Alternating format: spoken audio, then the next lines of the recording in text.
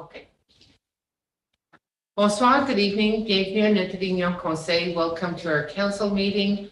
Are there any declaration of pecuniary interest? Aucune déclaration d'intérêt pécuniaire? Conseiller Yvon? Madam Mayor, I'm going to declare a conflict of interest on the closed meeting this evening.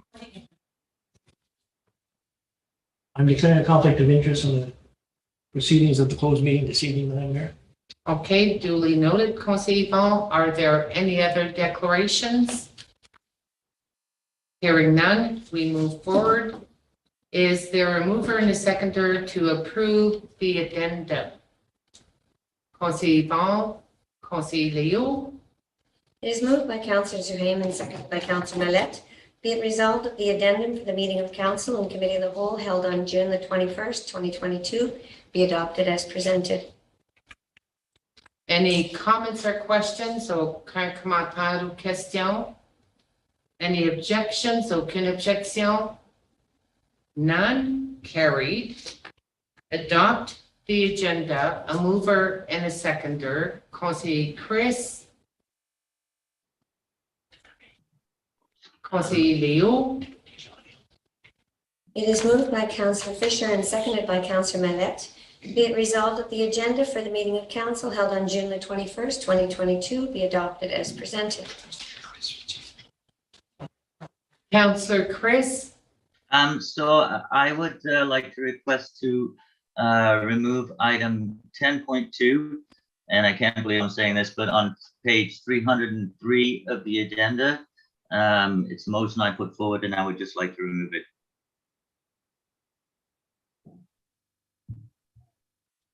Okay, so your request, if I understand correctly, Conseiller Chris, is that you want to remove 5.2 from the agenda? 10.2, notice of motion that I put forward, so I would just like to remove that.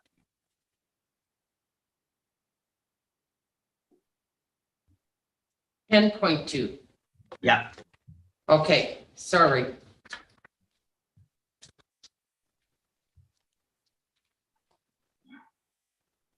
Okay, so we've never discussed that motion so far. So the fact that, yeah, if that, we still, yeah, so you still have the right to get it removed without concurrency of council. Thank you. Okay. Pertaining to the agenda, I do know that there is one item which is highly time sensitive, and that would be under planning 7.2. I was hoping that that specific item, pending closed meeting, that planning could be brought forward, because most of the matters to be dealt with under planning are standard resolution for road allowance, which is basically standard process. But 7.2 has an effect on an actual business. And if it's not dealt with this evening, it may involve losses of revenues, and who knows what implication could be brought against the municipality if it's not dealt with this evening. Would there be any objection that planning would be moved right after closed meeting if we have a closed meeting this evening?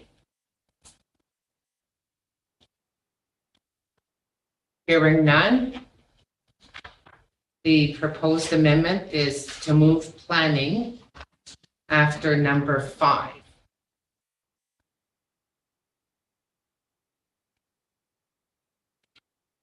All in favor? Carried. And is there also second request? We have an addendum for the no-cut policy. And I do know that that matter is a Public Works Committee. So instead of waiting till the end, since the landowners put in a request dating back to October 2021, it's under addendum. And the addendum is only at the end of the agenda. So in fairness to the landowners, can the matter of addendum no cut policy be moved over to item B under Public Works Committee. That's. Madam, it is the 6.3B. Okay. That's great. We don't even have to move it. Okay, just making sure. Okay, so with those changes, So the agenda be adopted as amended. and there was no objection, it was carried. On procède avec numéro 3, the oath of office for Monsieur Norman Roberge, who is filling the vacancy for Ward 7. And the clerk will coordinate this avec Monsieur Norman Roberge.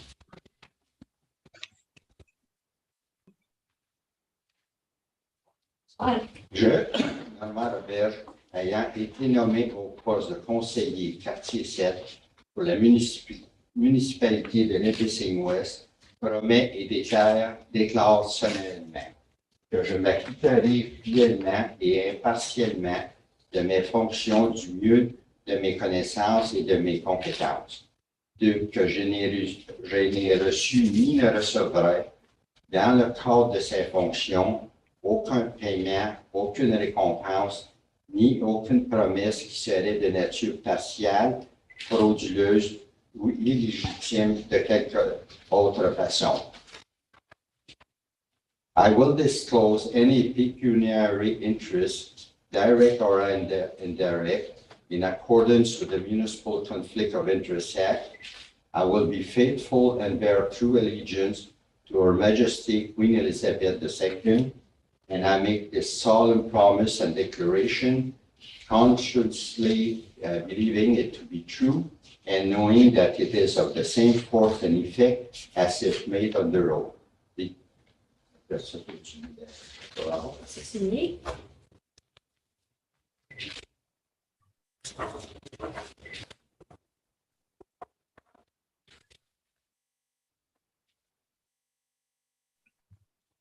Félicitations.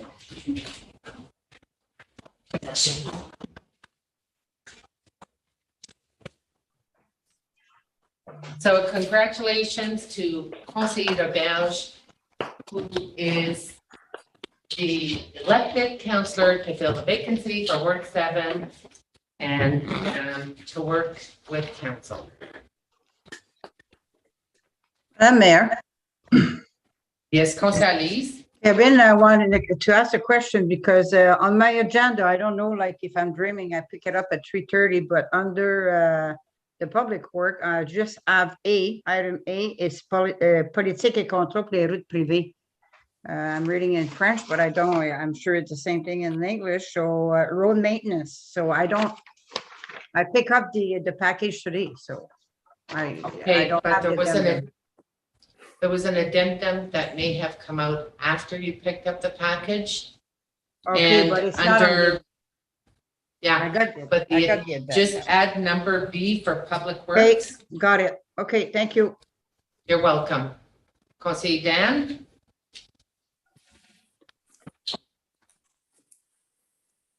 Sound mute. You're on mute.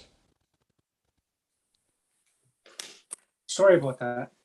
Madam Mayor, I'd just like to highlight the fact that June 21st is the National Indigenous Peoples Day in Canada, first celebrated in 1996.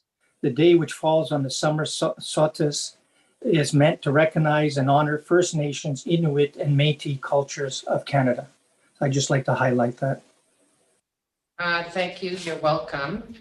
Appreciate the report.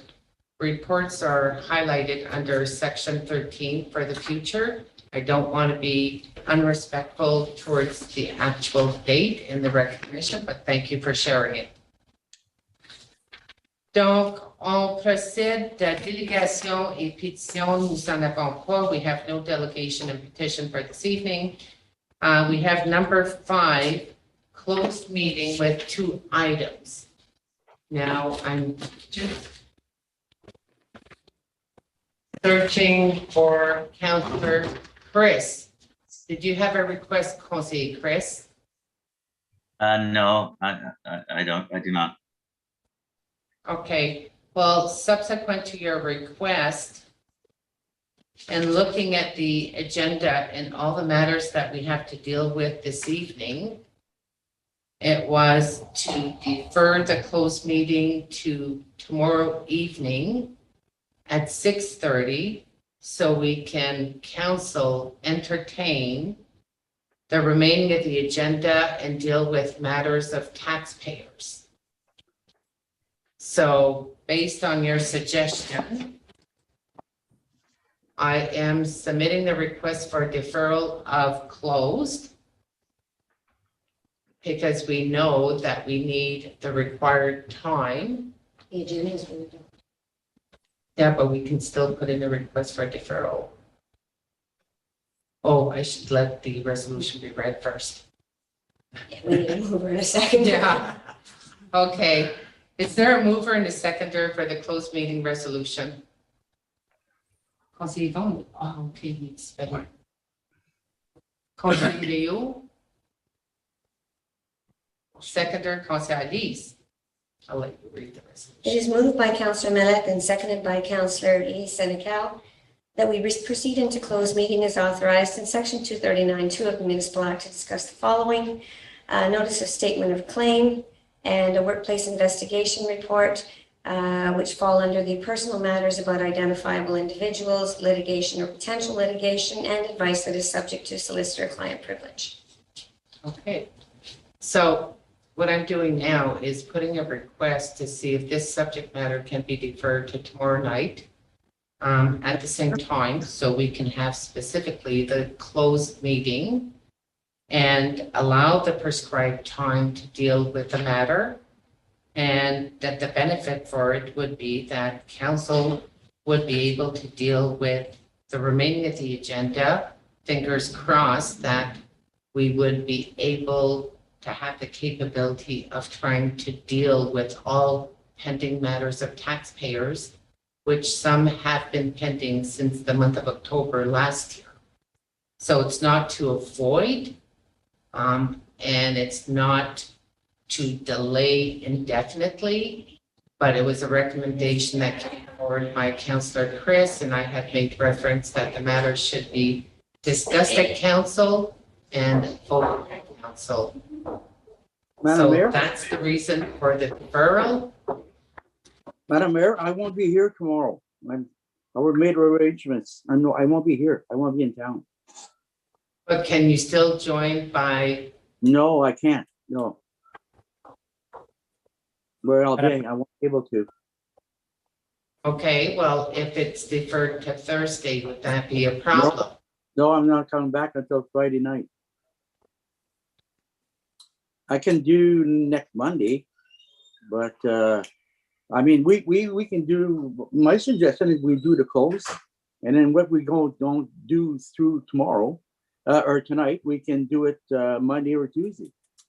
Well, you know what? The reason I put in a request for deferral, it would be nice that we have the legal solicitor that will be in attendance, and no doubt in mind that we may have questions throughout the meeting, and that we want to be able to take advantage of asking any questions that we may need But to Mr. be able Busick, to make a decision. Mr. Busick is here right now. So I know he is. I know he is, okay?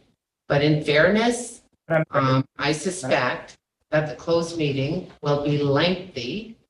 And if it's lengthy, I don't want it to prohibit the timeline for discussion, for questions, and assurance of understanding to proceed with a decision. So I guess the request for deferral that I put on the floor is that we proceed to have it next Monday, and that we strictly deal with the closed session matter and no other matter.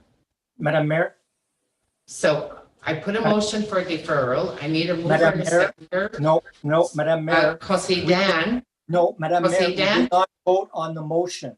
the motion that was there. I'm not states asking for the pointed vote to right close. now. No, we have to vote on that motion first, Madam Mayor, No, procedurally. no. Yeah. Because then the resolution was read and anyone can We didn't put vote a on- request for, Conseil Dan, can you let me finish, please, out of respect? There's a motion for deferral, that ça tient précédent, puis j'ai besoin de quelqu'un pour appuyer et seconder la requête qui est mise sur le plancher. I want to know, Efficiency. I want to know whether your procedure is correct. And I'm It's not my at, procedure, Conseil Dan. yes, you just pray, I would like to have the opinion of management, the First and CEO, foremost, first this and is adequate. foremost, Whether this is right or not. Conseil Dan, first and foremost, there's a motion. Let's have a mover and a seconder and we can debate that. No, Madam Who Mayor. put the motion forward? They I were, did. they were, If I may, who put the motion forward? I know Chris removed it, so who put it forward? no. The mayor did. Ah, Is there okay. a mover and a seconder so we can discuss the motion for It deferral? was done. You asked for it before we start, you asked. Move this. Sorry. I'll second it. Okay, Conseil Norm will second the motion. And could I please state why? Sure, Thank you, Conseil Your Norm. Worship. Okay, the reason I've started to read the document this afternoon, there's about 72 pages or maybe a bit more, all of legal interpretation in it. And I've been receiving phone call at being disturbed. So I've only read about half of it during the course of it. And I would like to really to be fair in my decision-making process. That's why tomorrow would have pleased me better because I know it's an item that must be dealt with as quickly as possible. But tonight, due to the situation, I'm not comfortable to make a decision when I only have half of the information. I like to make my decision after I've looked at all the things. I did a part of the reading, but I would like to read all the documents that comprise this file, and that's why I'm putting that I second the motion. That's my main reason, and too bad we cannot have it tomorrow night, because then it would have simplified, because if the earliest possible date is next Monday, I hope every participant can understand the situation, but I would appreciate having the opportunity to really read all the document that was handed to me so I can make a constructive decision at the end of the process. Thank you. There's also correspondence that we received this afternoon. And I'll be honest, this afternoon, I haven't had the time to even peruse it, read it, or be familiar with the document that was shared to all members this afternoon. My regrets, and I would really want the opportunity to also comprehend the document, do my homework. Conseil Bruley? Thank you, Madam Mayor. On the comment that Councillor Norm just made, then I do agree with what he said. In fairness to the new councillor, to bring him up to speed, because there's a lot of document, as we all saw. There's 309 pages on our agenda tonight. So yes, I will have to support Norm's request on this. Thank you. Conseil Chris? So the one before I could support that, I would ask that we ask our solicitor, Mr. Busick, if indeed he is available on Monday, because he's kind of key to this, and I'm sure he also has a schedule. If we could get that information too. Mr. Busick, would your Yes, ma'am. availability conform to next Monday? I can be available next Monday evening, yes. Thank you.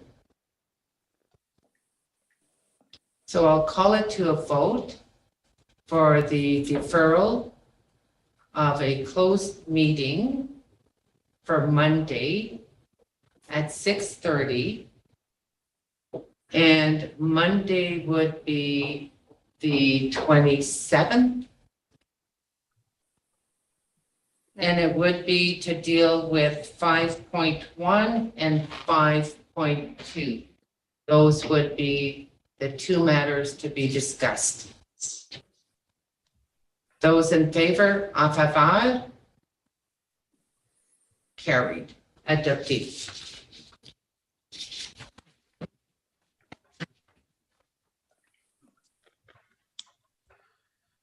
We're just going to wait a few seconds to notify Conseiller Vaughn that he can return and take his seat.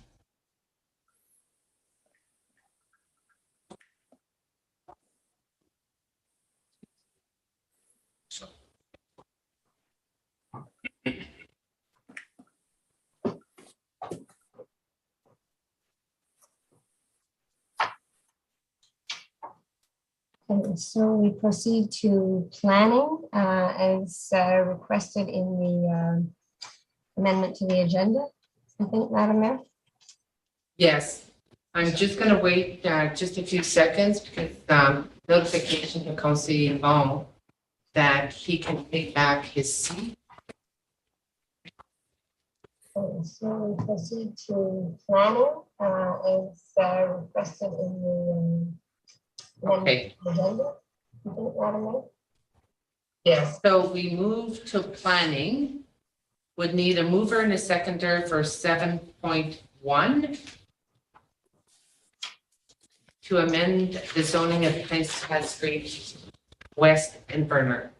Conseiller Norm, Conseiller Chris. It is moved by Councillor Roberge and seconded by Councillor Fisher.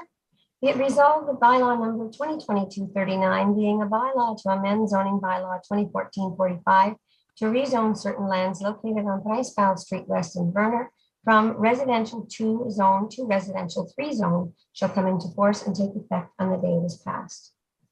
Any questions or comments?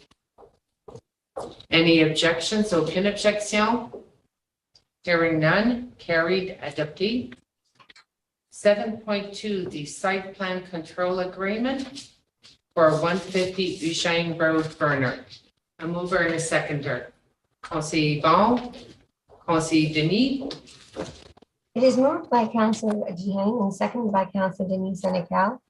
Be it resolved that the mayor and the municipal clerk be authorized to execute a site plan control agreement with Caitlin Edmonds and Kyle Carnero for property located at 150 Eugene Road in Burner. Are there any questions or comments? Any objections? Aucune objection? None? Carried, adopted. 7.3, assume and dedicate lands for public road, Bay Street, mover and a seconder. Conseiller Norm, Conseiller Vaughn. It is moved by Councillor Roberge and seconded by Councillor Duhaime. Be it resolved that bylaw number 2022-40 being a bylaw to accept, assume, and dedicate lands for public highway purposes shall come into force and take effect on the day it is passed. Part of Lot 5 Concession A, Part 1, Plan 36R 14514, Geographic Township of Springer, being part of the traveled road known as New Bay Street in Sturgeon Falls. Any questions, comments? Any objections? Aucune objection? Hearing none, carried, adopted. The next resolution, a mover and a seconder for Bear Lake Road. Conseiller Chris, Conseiller Vaughn. It is moved by Councillor Fisher and seconded by Councillor Duhaime. Be it resolved that bylaw number 2022-50 being a bylaw to accept, assume, and dedicate lands for public highway purposes shall come into force and take effect on the day it is passed.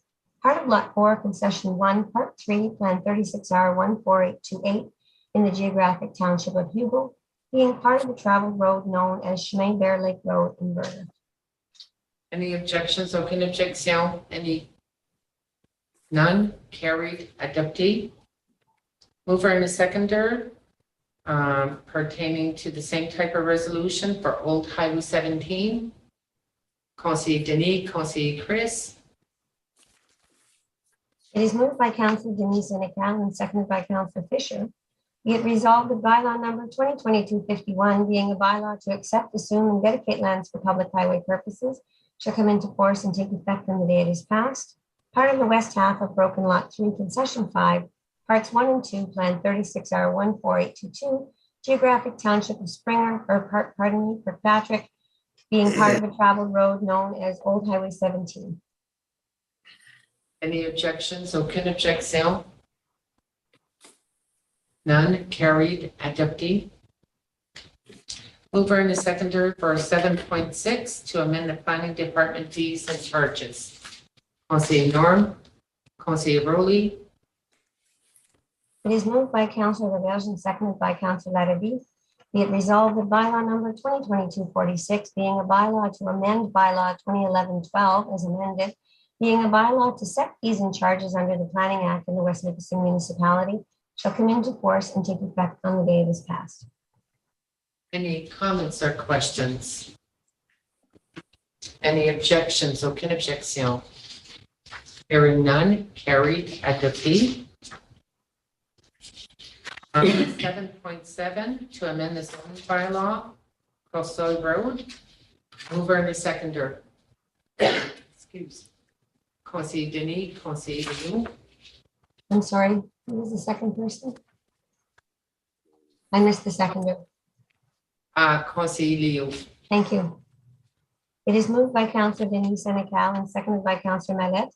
Be it resolved that bylaw number 2022-60, being a bylaw to amend zoning bylaw 2014-45 to rezone certain lands located at 270 Coursol Road in Sturgeon Falls from residential 2 to residential 3, exception zone 5, shall come into force and take effect on the day it is passed. Any objections? Aucune objection. Hearing none. Carried. Adopté. That covers the matters under planning. Now we return to committee of the whole. And we have a few committees on the agenda this evening. Nous avons plusieurs comités à l'ordre du jour ce soir. And the first committee is planning. And I'll pass it on to the chair of planning, Conseiller Denis Senecal. Thank you, Madam Mayor. Seems that we have one request under planning. It's for an encroachment by a resident on municipal lands. And I'll give the floor to Madam Clerk to explain. Thank you. Thank you, Mr. Chair. The letter provided by the proponent's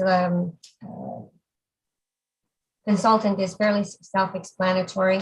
The property would be, just to orient you, just right above the restaurant at Minnehaha Bay.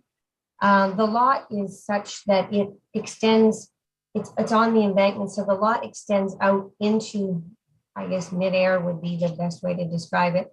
And what is being sought here is permission to stabilize the bank in order to build on that particular lot and be able to have some rear yard. But in order to do so, we would need to build a retaining wall, which would be on the municipal property.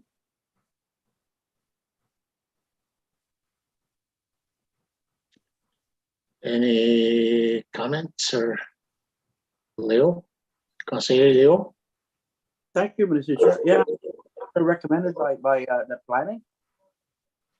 It's Yes. actually, it's never been, no, it's actually never been to planning. Oh, This, okay. was brought directly to council. Okay. Okay, I see no problem. Any other comments? Chris, Councillor Chris? So just so I understand this correctly, so this is basically, it encroaches on our land, but it's not a great deal on our land, and we are talking about a slope that is basically not usable land. Would that be fair to say? It's not exactly, it's not exactly a piece of property that has any economic value to us in its current where it is, and it is not like that. I can't pick out anywhere where it sort of indicates a distance? I'm sorry, I didn't realize that information wasn't included, but no, it would be basically right behind the Minnehaha Bay, behind the restaurant, looking straight up the hill. So what he Right. wants to do is build out so that he has a bit of backyard, which will involve creating a retaining wall on that slope. We have similar walls on the other side of the bay for houses that are located at the end of King Street. Right, so just further to my question, I think I've got it, and I don't see a problem with this, but really the retaining wall has to, because of the slope, we're not giving him the backyard is his already, but he needs to start the retaining yard on our property because they are generally sloped in order that he to stabilize that bank, and that he gets the land that actually is his under survey. Is that That's sort of? pretty much correct. Okay, I have no problem with that. Thank you. Councillor Rowley. Thank you, Mr. Chair. Well, in a case like this, actually, a situation like this it's helping the municipality in solidifying our slope that's there. So I do not have any problem. As a matter of fact, it's helping the municipality by having him doing this. So I don't have any problem with this at all. Thank you. Any other comments regarding this? Mr. Chair, do you see us? No, okay, I wasn't really looking, sorry. Okay, Madam Mayor, then okay. Conseiller Elise after. I guess, like, I'm trying to follow, like, I've read the documentation and I've heard the discussion. On paper, the shaded area, the area of the encroachment seems, like a larger parcel of property than just putting the retaining wall. But I sort of understood that the retaining wall that's going to be put there is exactly the amount of property that would be encroached on what we own. Would that be correct? Or is there more required or more land that will be used for encroachment? I'm not sure I understand the question. Okay, well, I'm looking at the diagram and the area of encroachment. Mhm. So the area of encroachment on our property is for the actual retaining wall that's going to be built. Yes. Is that correct? That's correct. Okay. And, okay. And I guess the other questions were asked and were answered. There's no monetary value to that property, but I guess my only question, if we need to do work in that area, will that be impeding on future work that the municipality may need to do? Mr. Chair, I don't really know the answer to that. I do know that this is an agreement in principle. The actual encroachment agreement, once the owner has council's basic concurrence, they have to engage the engineer to actually draw the plans, and an agreement will be coming back to council with all of those details, which would need to be ratified before he can go ahead. So I can certainly get something. It's hard to describe because you're going out into midair and then going straight down, because the property he has no backyard. In order to get a backyard, he needs to encroach on our property, but it's basically up in the air. So if you drew a line straight up from the driveway, and you drew a line straight up in the air and then made it flat at the top, that's sort of what he's wanting to encroach upon.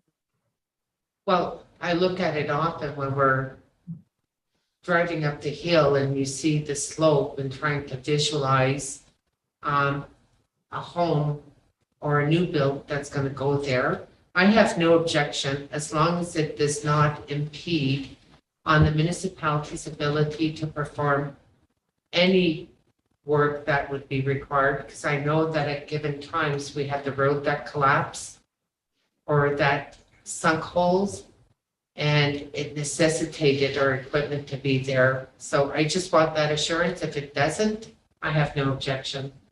I'll make sure that the drawings are vetted by our manager of public works before they go forward.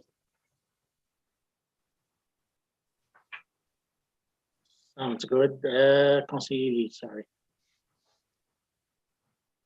On mute. See, Norm had his Hey. hand up and Conseil Lise. Okay, Norm will be after Conseiller Lee's.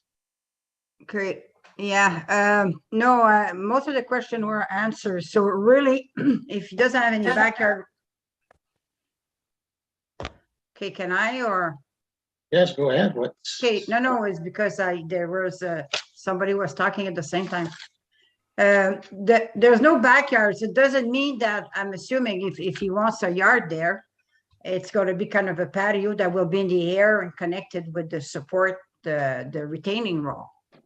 They'll build the retaining wall from the bottom of the slope and fill in the Holy gee. space with dirt and rocks to create him a backyard. Okay, well, that will be a nice place, nice view. Yeah, don't have any problem if everything's in order. Yeah. Conseiller Norm. Yeah, thank you, Mr. Chair. Like, if you look at the drawing in the aerial view, you'll see that it matches. There's an existing road that goes up the hill that's owned by the municipality. And the wall has the same outline as the dark area in that picture. So they're following the existing natural contour of the road, because you can see some vehicle going up that road. And that will from what I gather from the plan, they want to stabilize the hill to make it so there won't be any erosion, flooding our road with dirt, so it's going to be a staggered level type of retaining wall that will stabilize the whole hill, and it should prevent any soil from flowing down if there's a big rain onto enclosing our road or going into the river. So I think it looks, from what I gather here, and since it's being done by a surveying company, and they will have engineering plan to submit along with it, I think it's a very good improvement to that area. Thank you, Councillor Rabels. Councillor Chris. Sorry. So just one more thing. So there, like, I completely agree with whatever I'm saying. And when you say retaining wall, you can think of lots of things. So we will have some control over that because it's on our property, and we can say, you know, it has to be of a certain aesthetic in keeping with the surrounding. That's fair for us to say that. Mr. Chair, my understanding is that the wall is going to be gabion baskets, which are similar to what we have. When you go down to the restaurant, you'll see the rock with the kind of fencing holding it back. It's expected. It's going to be, from what I understand, the same. Right, so the aesthetic will match what we already have. In keeping with the surroundings. Okay, thank you. Any other comments? Okay, so Madam Clerk, do you need a vote here? Or? No, I will go back to the consultant and we'll hash out the agreement and bring it back for ratification at a future meeting. Right. Thank you. And it'll be come back to us anyways eventually. That's correct. Yeah. So I guess that's the end of the planning session, and I'll give the floor back to Madam Mayor. Thank you, Mr. Chair. We move on to the next committee, the prochain committee, Emergency Measures and Public Safety, Mesures sécuritaires et sécuritaires au public. There's one item on the agenda, which is the Community Safety and Wellbeing Plan. Councillor Chris. Okay, so yeah, thank you very much. I'll be brief in introduction and I will happily hand this off. So the Community Safety and Wellbeing Plan has been in the works for several years. It was mandated we should have been finished a long time ago, except for COVID, and there were extensions. And I know a lot of people in the municipality have worked on this, and they've worked very hard. In a nutshell, and somebody can correct me if I get this wrong, but in a nutshell, in layman's terms, this is an effort to move from sort of reactionary, punitive type policing and other services, and really sort of try and wrap services around specific societal difficulties, you could say. I think this is a plan that is supposed to evolve over time, and this is our first cut. It is going to drive further changes through policing and I'm sure other services. And that is my understanding of it in a nutshell. And I think I'm handing this over to our Director of Corporate Services, who can correct anything I've just said and perhaps walk us a bit more through the plan and what it entails. Thank you. Thank you, Councillor Fisher. You actually hit it all on the head very well. So yeah, COVID sort of knocked the schedule off on getting this completed. But when we got back to it, when we got the group back together, things moved very fast, and they have worked very hard on completing this plan and participating with the process. I'll give you a bit of a background. So way back when we started the community safety and wellbeing process, we had sort of a general kickoff meeting that we invited a number of our partners to, large and small, and had some really good turnout on a really blustery, terrible winter day. And then council sort of set an advisory committee of folks that would move forward on getting the plan in place and sort of spearhead the plan portion of things. A part of the advisory committee is legislated. There must be representatives to represent youth. There must be representatives for the health unit and things like that. We had a number of other people on our advisory committee as well. So it's been a very well-rounded approach to the plan. I believe that you all have met Larissa Yantha at some point in your travels, and we had hired her with some of that efficiency funding to assist us on a number of projects and on a number of plans and projects we've got on the go, and this was one of them. And she's certainly taken it and run with it and worked very hard on getting us to this stage. So we started with a rather lengthy survey that was available online and on paper, but it got a lot of very good feedback from that. While that survey was out in circulation, Ms. Yan also spent time doing interviews with members from our advisory committee, with members from our partner agencies, with people sort of with some lived experience in the community. Some of our partners took this very well to heart, and I need to thank, the Au Chateau and West Nipissing Community Health Center, who made time, and the school boards who took modified surveys out to their clients and their residents and their students. So we had some really good feedback from the surveys. From that, they sort of summarized them and took a look at where the community, what the community felt were issues in regards to community safety, and brought those issues back to the advisory committee to take a look at and prioritize what the community's priorities are. And as you can imagine, when you look at community safety and well-being, it's a long list, and a lot of the factors are very intertwined in it. I don't know if you've actually all had a chance to go through the plan, and I really encourage you to do it because it's a very well-written plan, and there's a lot of good little tidbits that you have going on there. I'm just going to do some of the highlights of the plan. When the process is done, the plan will go out for translation, and then the plan will be posted on our website for people to view and comment. And as you said, Ms. Councillor Fisher, it is a dynamic plan, so it's not meant to just go on the shelf. So the advisory committee is still mandated to meet several times a year. There's still some more work on next steps to get to measurables and achievables. And as the community changes, as the resources change, then it is expected that the plan will change as well to respond to those things. So I just want to highlight, like I said, some of the risks that came up during the process, and that the committee has sort of taken a look at. That, you know, these are the risks that we're, you know, the committee is prioritizing at this time. Poverty, you know, and obviously, as I said, things are all linked together, and poverty is selected because of all the downstream effects that occur, that it impacts safety and well-being if you are living in poverty.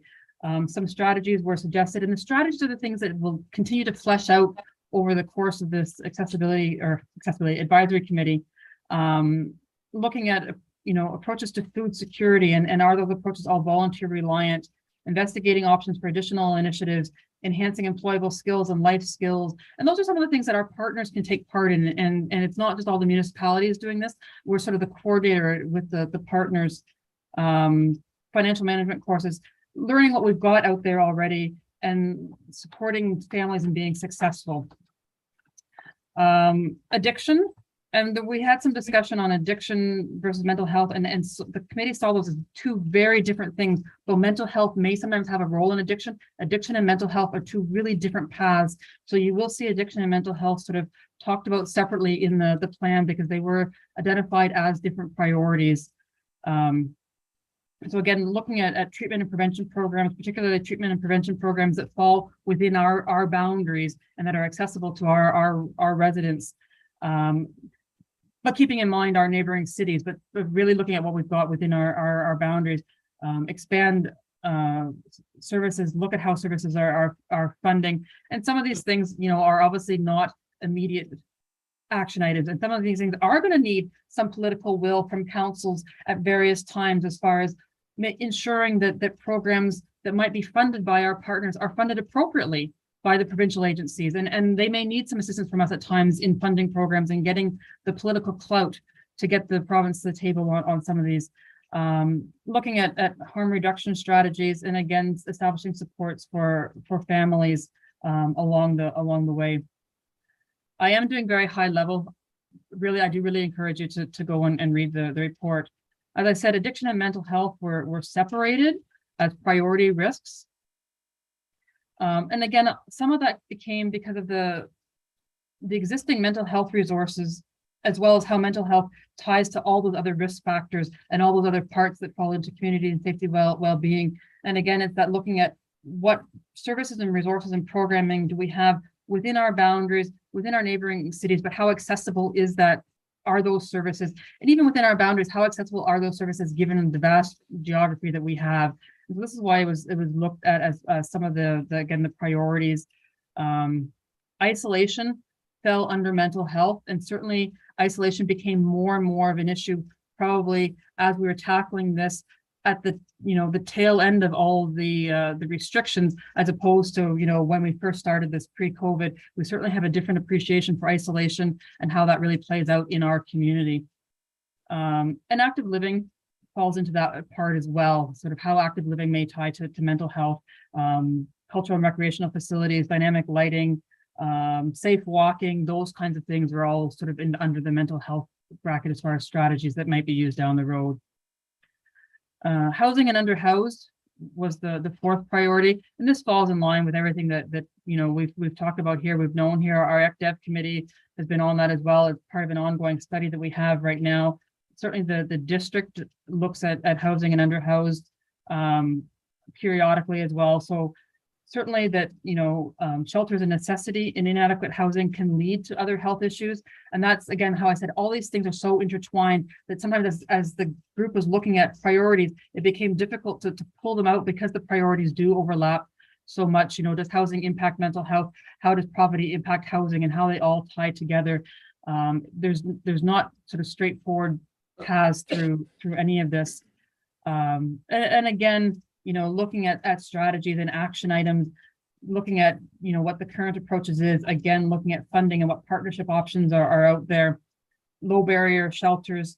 And again, looking at, what's within our community versus our neighboring community, and not to say that our residents don't access services in neighboring communities, but when we start looking at neighboring communities, we have to look at accessibility and how realistic that is and what can be delivered in which side and where our partners are.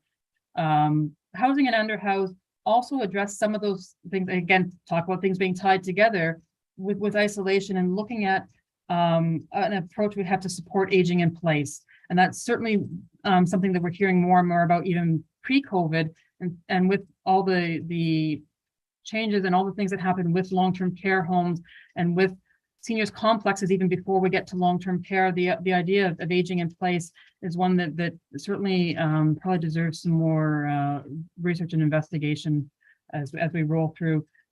Again, looking at our community being a very rural community versus what some more urban communities may have, and may have easier solutions to those issues. And the final priority risk factor was identified as community cohesion. And this is, again, looking at solutions as far as collaboration, information sharing, increased events around community wellness. And that is sort of I think a big part of why the province moved towards having municipalities and regions take on these community and safety and well-being plans. And certainly it looks a lot different in a single tier municipality like West Nipissing than it does in a region where there's kind of different umbrellas over the partners and over the services and things like that. And so that community cohesion and collaboration looks at how all the agencies function together, how and what our part in that is as well, looking at subcommittees, looking at emergency tables, and certainly DSAB and the health unit are doing a whole lot in North Bay right now as well. So some of it we need to know, again, still what's out there and how we fit in, and does that fit the Made in West Nipissing solution? Is that actually a good fit for our residents? So those are the kind of things that as the next stages roll out, as the advisory committee continues to meet, that they're going to start to look at those things as well as the plan evolves. So right now the committee has recommended the plan to council. Ms. Yaneth is taking the steps of doing some more, they call it asset mapping. So we have some asset mapping. We've got some really good stuff from our partners, but fleshing that out some more. So we actually have a really good view of all the programming that's available within our boundaries and within our neighboring cities. And that will then come back to the advisory committee to look at implementation teams and do we need subtables and where things are. And again, in the single tier, the municipality kind of acts as the key point, but certainly it is we're heavily relying on our partners to assist and sort of move some of these points forward. But it will be one of those things that, like I said, I really hope that it stays as a live and dynamic plan, and that when we come back around and we're talking budgeting again next year, we're talking about some of these things that we have a little piece to play in. And when DSAB is putting together programming and they're bringing to us and saying they're doing programming, that we have a good understanding of what that programming means to our residents within West Nipissing as well, and how those programs are funded and what pressures they're under. So I really do hope that you keep it sort of in your forefront. And it's a long burn. As Councillor Fisher said, the intention is to take a look at police still sort of being the core of community safety and well-being, but all those layers around it, if we can prevent issues from getting into the point of enforcement, but that involves a really collaborative and cohesive approach from all the partners, including the municipality and obviously the policing and society, as far as looking at addressing the issues and addressing the things that can make our community a safer location and a safer place to be and continue to grow, supporting the well-being of its residents. I'll hand it back to you, Mr. Chair. Thank you very much, and I am so glad that you did that and not me. Thank you. And so I'm going to open it up for questions and comments. Anyone? Well, I have my hand up. No, it's okay. When I saw Councillor Elise first, but I have to say that you are little tiny dots on my screen for those chambers, so please do speak up. Let me take. I did see Councillor Elise first, so I will go Councillor Elise, and then I will look very closely at Councillor Chambers. Councillor Elise, your mic is off. First of all, I want to say that it was a great job. She did a great job, a very nice young person and really involved in the project and eager to do it and to do it good. So I'm glad I was part of it and little contribution because of COVID did not meet as much as we should have been, I guess, or did, but she did a lot of work, but it was great. She did a great job. So congratulations. And I forgot her name already. So, but she will know if she's listening. So you did a super good job, kiddo. Thank you. Not you, not you, Councillor. You're not a kiddo. Yes, I know you were referring to me. Madam Mayor? Thank you, Mr. Chair.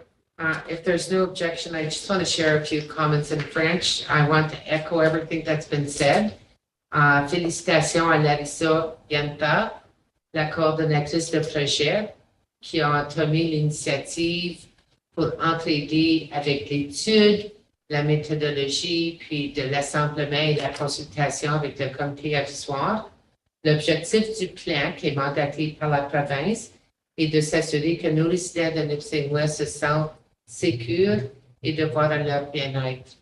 Donc, différents points de risque ont été soulevés de l'étude et en identifiant l'addiction, la santé mentale, le logement, l'isolation, la pauvreté, l'éducation. Un grand merci à tous les partenaires qui se sont joints à l'équipe qui a formé le comité avisoire. Merci à notre directrice de services corporatifs pour son engagement et appui pour le processus. Au début, le point de départ, on avait initié rencontre en personne pour former le comité. Et par après, nous avons subi COVID.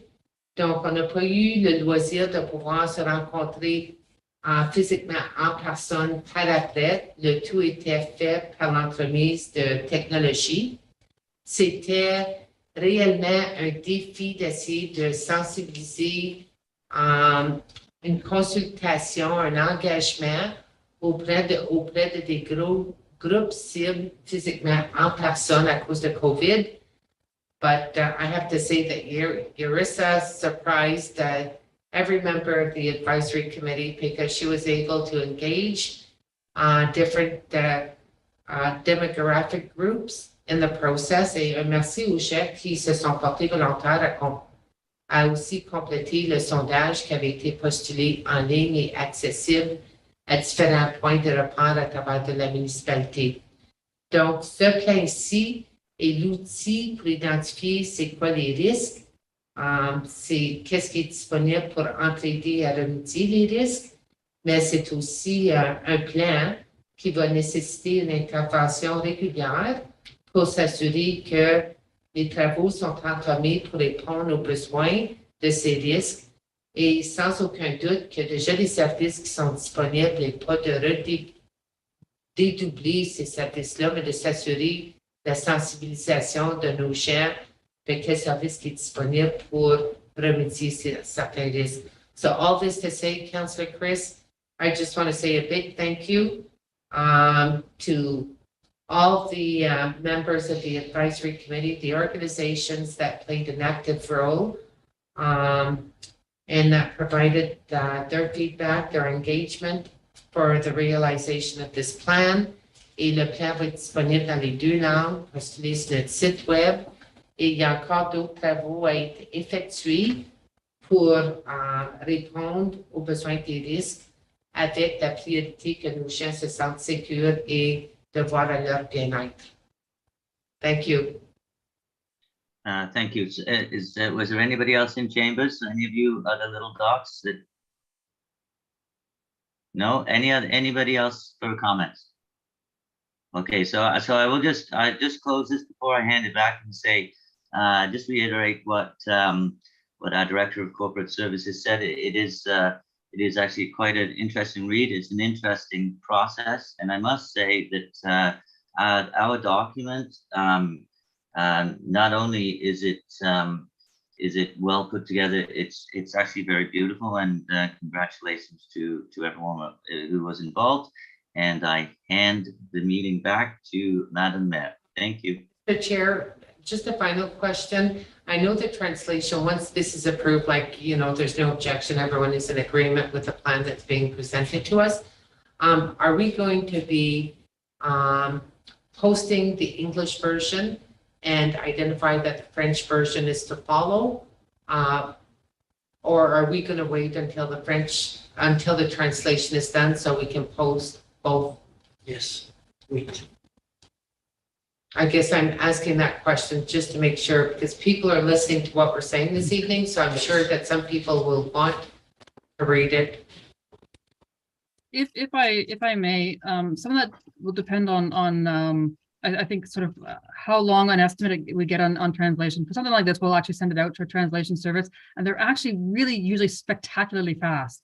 Okay. So if we can have them both back and be able to post them both at the same time, that would be an ideal situation. If it looks like the translation is going to take us longer, if council's all right, we would put the English version up while we're waiting for it, but I think we'll probably be able to get them both up in a reasonable time frame.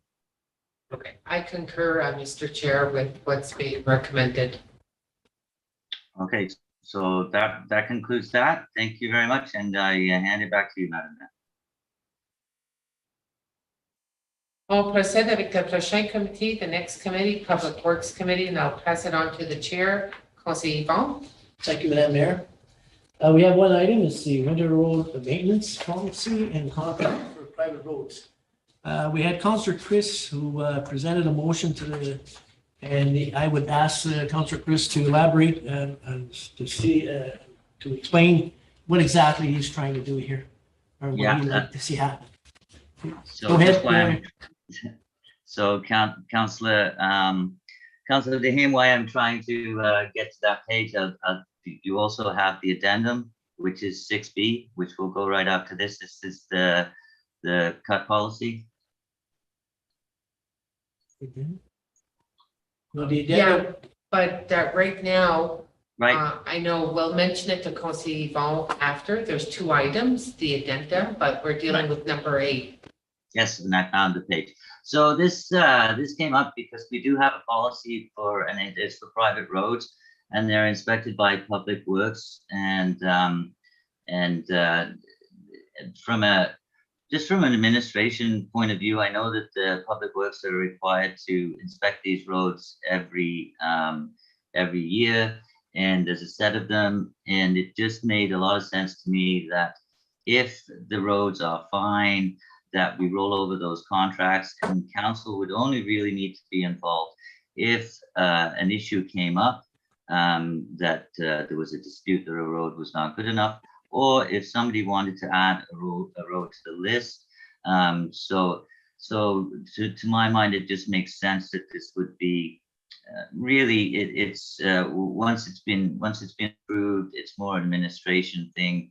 There are sort of rolling things in the existing policy. I don't see that there actually needs to be much change in the existing policy. Somebody can correct me if I'm wrong. I think all these roads are actually in Levine, and it's just a straight up administrative efficiency thing I'm trying to achieve. That's about it. Thank you. okay, so the questions are, okay, I'll ask Norman Lavelle, sure he has a comment here that he raised his hand. Yeah, thank you, Mr. Chair. To answer part of Mr. Councillor Fisher's comment is that originally I was a member of council when this policy was established.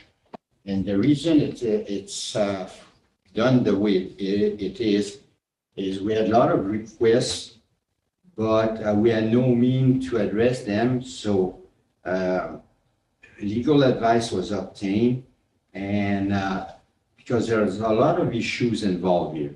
First of all the property owner must sign off, because for public liability, these are unmaintained municipal road.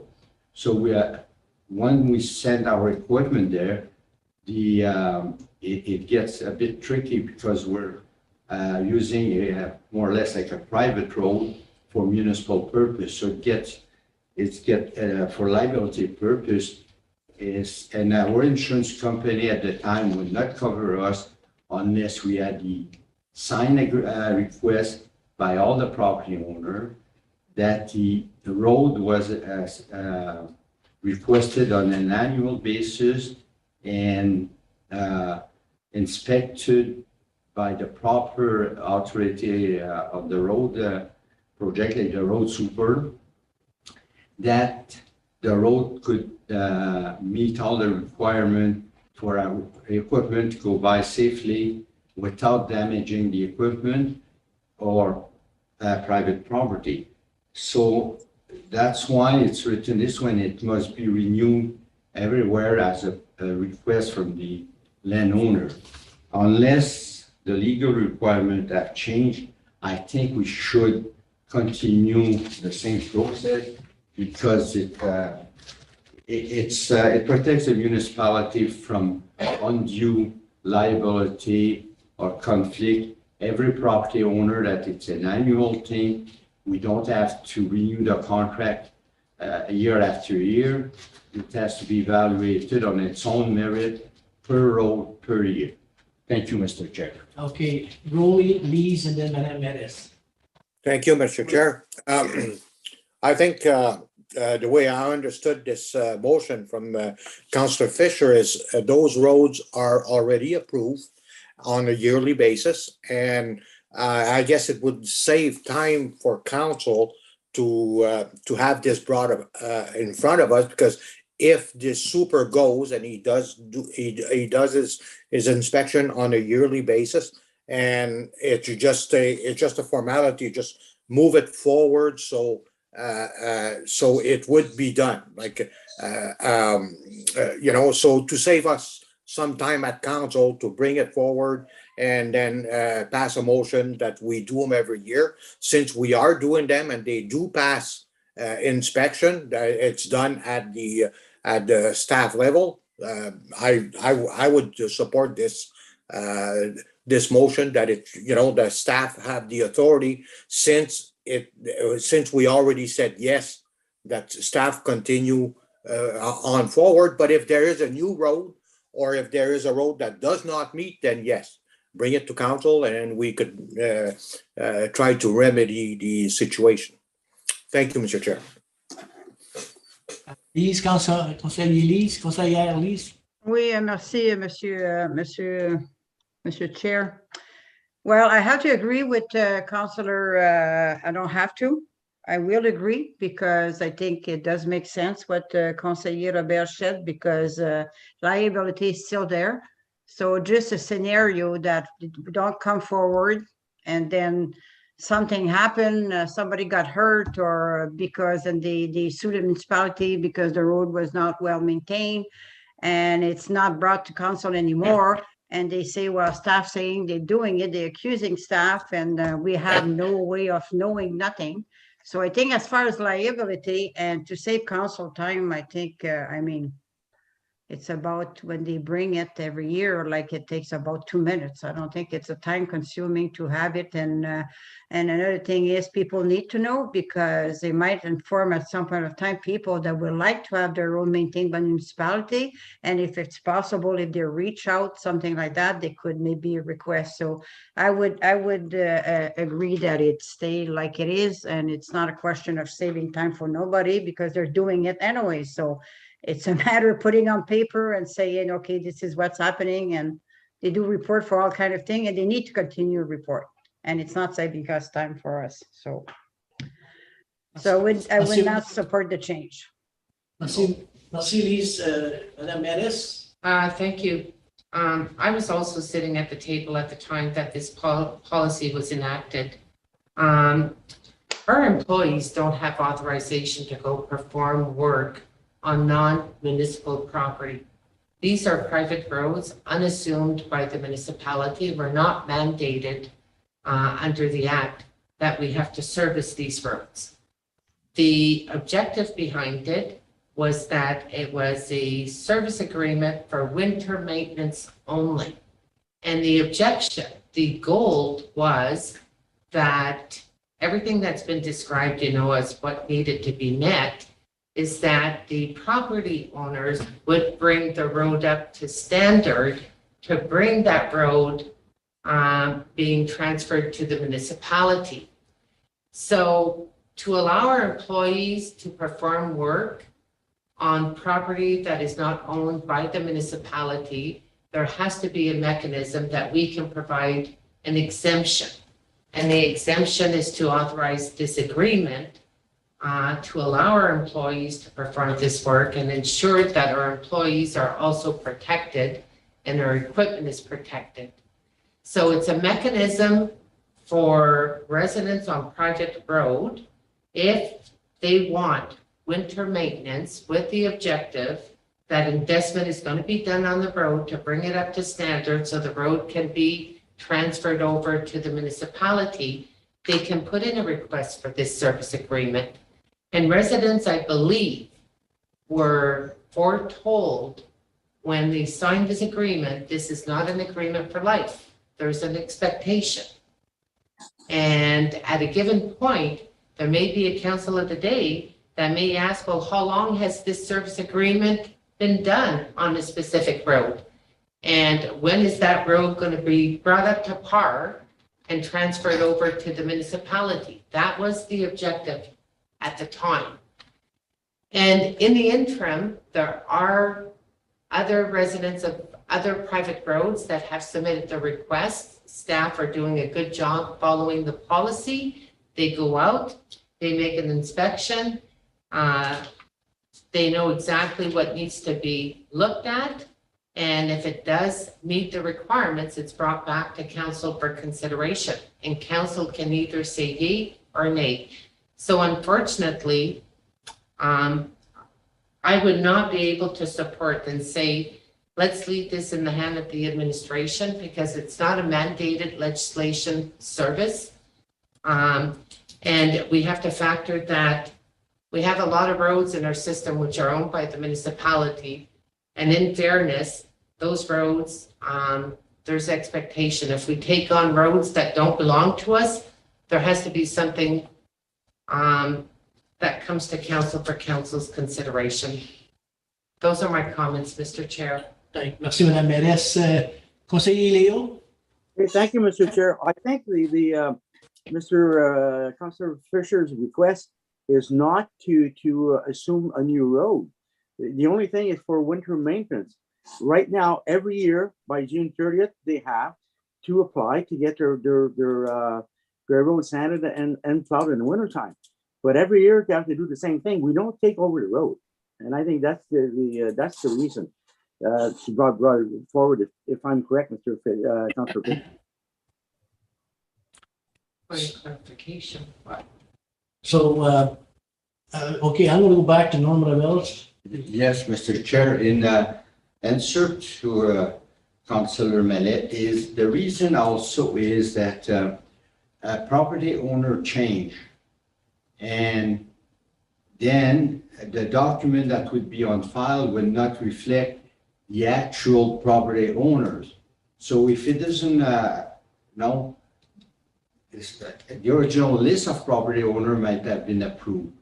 But there was a reason why the lawyer of the day highly recommended the only way we could deal with this issue is to make sure every year the owners shown on the municipal record were the ones signing the document, and every one of them, if a couple of them refuse to sign, our equipment doesn't go. As far as I understand the process, it's got to be unanimous and they all agree, because otherwise so that's why I think before we even consider changing anything, we should discuss it with our legal department, because it's a touchy subject to play around with. Thank you, Mr. Chair.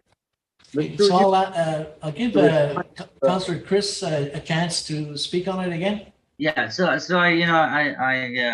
understand a bit better now what was being said, but I got to assume that we have the contract and the policy in our package, and I have to assume that staff is actually administrating and making sure everything is signed. And I think I do state, like, if there is some kind of dispute, or if things, you know, if somebody refused to sign, or if the road's not, then certainly that comes back to council. My point was just, if it's a simple rollover, then we just allow it to roll over, obviously. And of course, council at any time could decide, as Madam Mayor points out, we could always decide, no, we're not doing that anymore. But that's irregardless of this stuff. But you know, I'm fine. We don't have to do it at all. But I just meant that we do it on an exception basis, as opposed to worry about when everything is status quo. Thanks. So we'll go to Conseillère Lise and then Madame Neres afterwards. I do understand what you're saying, Councillor Fisher, but I mean, again, our role as council and the role of the administration is completely different. I mean, administration is, yes, is to do the legwork and to come and bring recommendation and to tell us if it's done or not. And our role is to approve it when it comes to us. So, I mean, they go hand in hand. So I still feel that I don't really, I mean, I don't know, I want to change something that's working well and to save about, not tonight, we've been spending more time that we had spent probably in the 4 year talking about it, trying to change something that it's working and it's not a big deal. So I still not changing my mind on that. So, but that's okay. Thank you. Conseillère Lise, Madame Neres. Thank you. I just want a point of clarification to Conseiller Leo's comment. I gave a history of why this service agreement was created. It was created with a goal that individuals, residents that were paying high taxes and not getting winter maintenance and struggling for winter maintenance and obtaining private contractors, they approached the municipality and we came up with an agreement providing an exception as long as they comply, but it wasn't an agreement that was scheduled to be for life. There was an expectation that there'd be an investment by the residents on those roads and that they would bring their road to standard. That was the expectation. I understand where Councillor Chris is coming, because that was approved by staff when it wasn't dealt with at council. But at the end, if you're going to be providing exceptions to services or levels of services that were not mandated to do with taxpayers' money, there has to be a process which is formalized, and that exception is done by council. Okay, thank you, Madame Neres. All right, I just to elaborate a little bit on what, you know, I'm not going to repeat what was said. I'm going to have to agree with Norm and the others about council's consideration when it comes up to the council.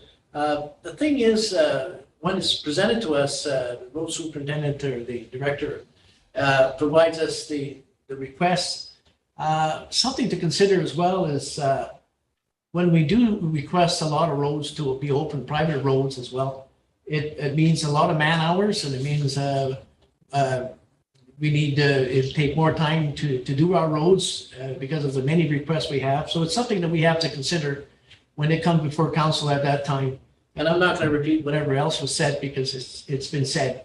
But I agree with Norm that the council should be able to come forward to council for consideration. So I guess we can get a general consensus as to who approves that we maintain the level of the agreements that we have before us, or who. Mr. Chair, may I just before we yes, go ahead, please. Okay, I just, you made me thought about something. So, and what Madame Mayor said, that it was done with the purpose at some point of time that the road would be put up to standards so the municipality can take over. So what about if we ask for a report? I'm not going to be there next winter, but the time it's to, I don't know when it's brought up to council, but maybe they could make a report which road would be almost in a place where municipality can take over, or I can, because if I understand correctly, I think I remember that I was probably at some point of time there when it was discussed. But I mean, if we didn't take those roads forever, where are they? Like, is it gonna take 100 years to take to standard? Because we're still maintaining it, using our machine, so it's costing us money, and every taxpayer is paying for it. So, and I can understand maybe their tax is very high, but there is, like the island, for example, where the tax is very high and they don't have any service and they're complaining and there's nothing we can do for them really. So at least right now, if we have control over something, I think an update to see where the road is and which is the standard and how many years that it will take for us to take over. So we won't have to report if we take over and they are and the standard is supposed to be, well, no, not having to, don't have to bring it back to council, right? It belongs to the council, so to the West Nipissing. So that's my recommendation, that the next report, when they do it, that we should have an idea when the road will be able to be taken over by the municipality. Thank you, Madam Lise. Now, Councillor Fisher had put forward it's not a motion, but a request of some kind with regards to changing the methods of public works winter maintenance roads. So I'm going to ask the question to the council members here and get a general consensus. Do we believe that, are we going to support the request by Councillor Fisher with respect to the changes that he's asking for? And I'm going to ask a show of hands who will support Councillor Fisher's request. Can I have a show of hands?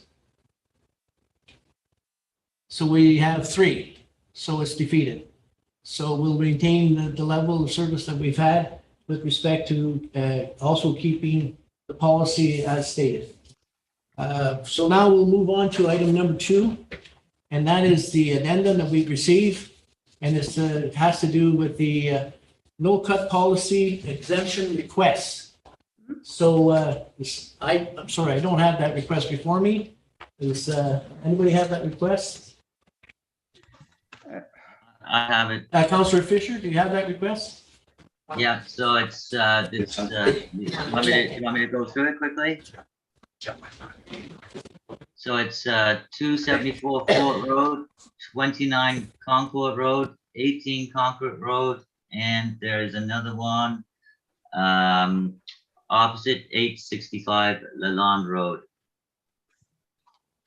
And also Okay. there is actually some comments from our Public Works Department around our no-cut policy. Okay. So is there any questions on the request that we had before us? Madam Mattis? I do have comments. This dates back to October 2021. After doing a site visit at the location of where these individuals are on that road, the gas line is at the edge of their property, at the end of their driveway. It's new builds that they have done and looking at finishing. And the gas line est sur le même bord de la propriété, de la rentrée de leur propriété. The affected owners are saying that Enbridge identified that there's a possibility they may not even need to cut. But if they do need to cut a few inches, they do need the exemption of council.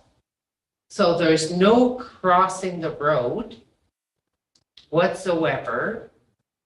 And the understanding would be that it's less than a foot. So knowing this information, and yes, the road was, we were told by Conseiller Dan that he had been informed by Public Works that it was paved or hard surfaced in 2018, which would be 4 years. And the policy directs staff to request a retainer depending on the lifespan and the length of cut that needs to be done. that if there's any damages, that retainer is used for repairs. But we've entertained cuts that were across the road where this here is adjacent to their property line, which my understanding won't be that much of a cut. So I just wanted to make sure that all members of council had that information. Thank you, Madam Mayor. I'll go to Councillor Dan and then Councillor Chris Fisher and then to Lee Sinicat. Thank you, Mr. Chair. First and foremost, I'd like to say that even though that this request was put in a long time ago, as per the mayor stated, the work couldn't be done until it states, I've advised this group that the installations would not happen until spring or summer of 2022. Please ensure that the approvals cover 2021, 2022. So we're in good state from that point of view. Secondly, if we look at one of the roads that we're referring to, one of the roads is not even paved, and what it states, it basically states, that's Concord Road, states that they're going to run it right on the side of the lots. So that shouldn't be an issue. The other ones basically are, as the mayor basically stated, they will not have a major cut in the road. And again, we're nearly in our fourth year for these. So the thing is that I think that if we're going to promote housing being built in the community, we have to have some flexibility. And I would recommend that we do move forward with this. Thank you, Councillor Dan. I'm going to go to Councillor Fisher, then to Councillor Elise. Yeah, so I concur. I got one caveat, and I will add so I believe there's 6 lots on Concord, and that's gravel, and they need to hook up to, now will be hooked up to Fort Road, and there is no under the road cutting, and it should be minimal. The one on the lawn, I think there's 13 lots for sale there, and again, that should not cut into the road.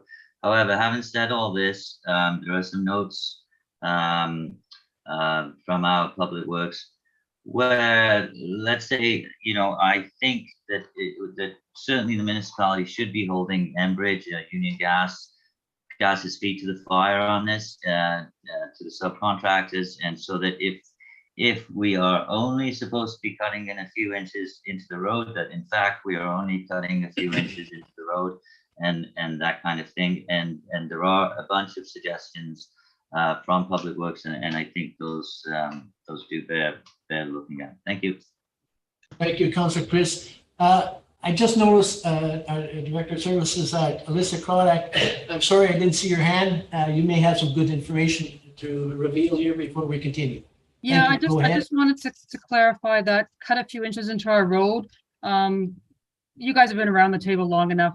You can't just cut a few inches into the road and repair just a few inches. If they're going to need to come into the road, you're right, it's not all the way across the road. The estimates that they've actually provided to our manager of operations is each section is about 1.5 meters by 1.5 meters, with the one on the lawn road being a little bit smaller. So you're correct, they're not coming all the way across the road, but I just wanted to kind of clarify that I'm just going to cut the couple inches doesn't really work with road maintenance. So thank you very much. So, Conseil Elise, s'il vous plaît. Well, a comment to start, like I'm happy to see that Councillor Dan revived because of the last meeting. I mean, if it was not brought up to go back, because first of all, we created precedent last year and this year. That's very clear. We go on Nipissing.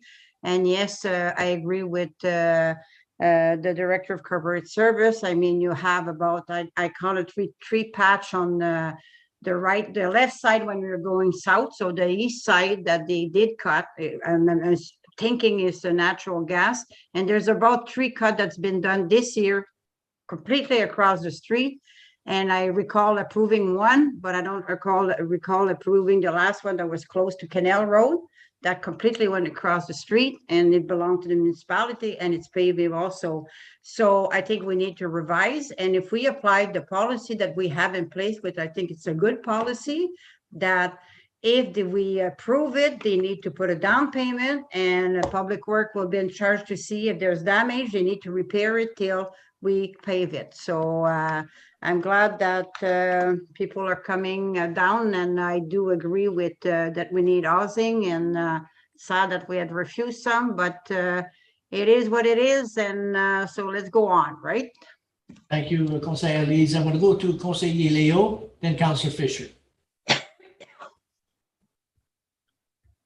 Thank you, Mr. Chair. Yeah, I also agree. Yeah, let's move ahead and approve the cut. It's a meter, 1 meter by meter, I believe that Mrs. Craddock has mentioned. So, okay, I agree with it. Councillor Fisher? Okay, so the one piece of it that, well, there are some very good and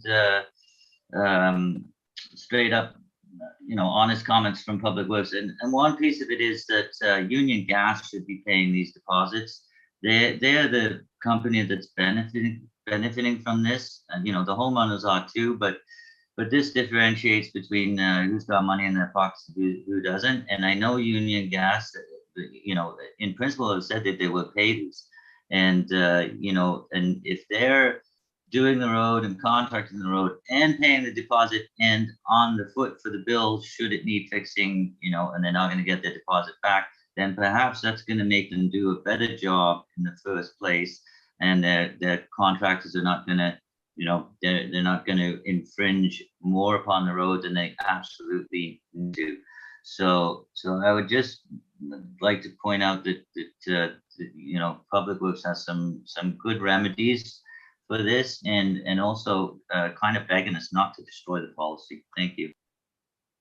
Thank you, Councillor Chris. I'm going to go to Councillor Norn, then Councillor Conseiller Denis.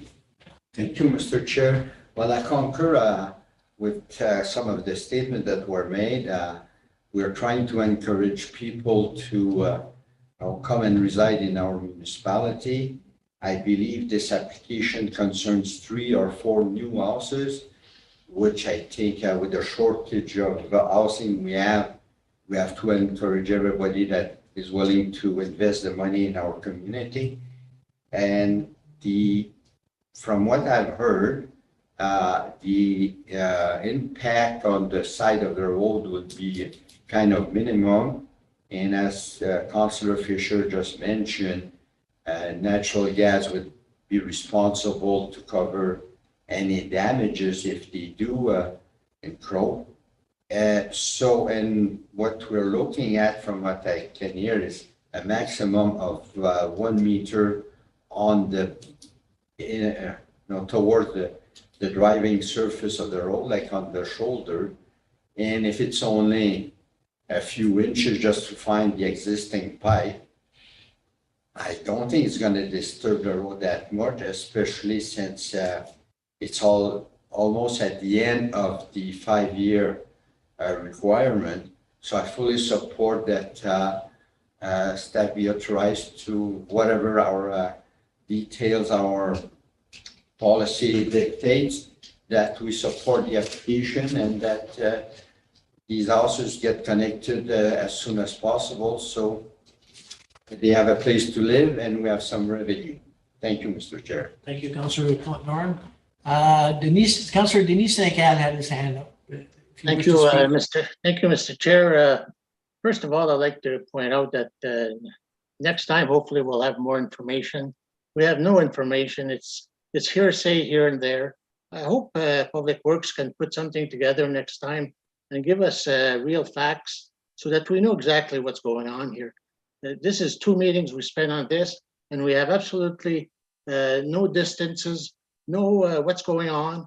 So it's general information that we have, and it's very hard to make decisions, and that's why some councillors have to change their minds. They don't know. So let's get the information to us so that we can make informed decision right off the bat, and we're not going to waste our time for 2 meetings for this. And the other thing I would like to say, I think that Mr. Fisher's comment, or Councillor Fisher's comment, that natural gas or Enbridge should pay for that, I think that would be up between the owner and the company. I don't think that the township or the municipality should get involved in these issues. So whoever puts the cash, we just keep it in the bank for them, and that should be it. So that was my comment. Thank you very much. Thank you, Councilor Lee. So, I'm sorry, Councilor Lee? Thank you, Mr. Chair. Well, I'm of a different opinion on this one. We do have a policy for 5 years. If it would be a couple of inches on the side, then I would not have any problem, but the Director of Corporate Services just told us that it's a meter and a half, and that will be right in the real well where traffic is traveling. And we have a policy. If we don't, maybe we should change the policy. If we change the policy, then I would support it. But right now we have a policy saying that you got 5 years. If it affects the traffic where the wheels are hitting, I'm sorry, I can't support it at this time. Thank you. Thank you, Mr. Rowley. So now I think we're going to discuss the matter of, do we accept the no-cut policy exemption? So to allow these people to get natural gas to their houses. So I'm going to ask show of hands who will support the exemption from the policy. 1, 2, okay, we have, it's all agreed upon that there's an exemption to the policy and allow these people to get natural gas brought to your houses. I thank you very much, everyone. And then I'm sorry, Councilor Fisher, you have something? So yes, please. Can I propose, there is some extensive recommendations from Public Works that I think maybe we can bring back for another meeting. For example, third-party contractors currently restoring notes. All utilities have their own restoration contractors and currently use their respective contractors to complete their restoration. Regularly, these restoration subcontractors are completing work on our municipal roads without our knowledge. Councilor Fisher, I'm sorry, we're getting off the subject matter. Yes, so my thing is, can we bring the policy back and look at the recommendations that have been made by Public Works and integrate those into the policy? Thank you. I agree. We should bring the policy back and revise the policy and look at it. Okay, that terminates my time, Madam Mayor. I give you the floor. Thank you, Mr. Chair. Councilor Elise, you have your hand up? Yes, I've been having my hands up before, and I guess I didn't see it. I just comment what Councilor Fisher said, which is a good idea to discuss it. Also, I think we need to figure out that because there's building happening every year, and people need to know somewhere when they buy they have to buy a building permit that, I mean, if they will need gas or they need water to make sure before. So it's got to be revised. Thank you. The recommendation that will be dealt at the future committee meeting where we can discuss no-cut policy and communication. So now we move on to the next committee, which is Community Services. Councilor Elise, you still have your hand up? Yes, because I think it gets time to take 15 minutes break, Madam Mayor. Okay, so you're moving the request for a recess for 15 minutes? Yeah. Do you have a seconder? Well, I'll see Chris. Since it's 15 minutes, 5 minutes exceeding our procedural bylaw, we need 2/3 majority.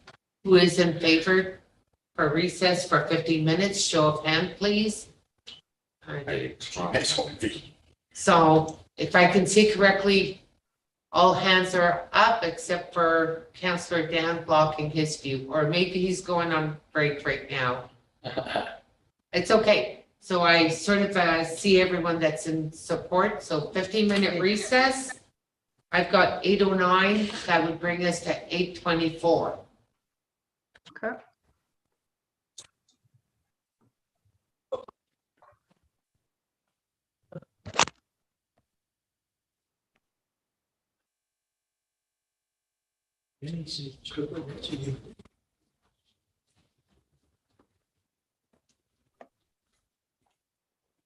Close your mic before you go.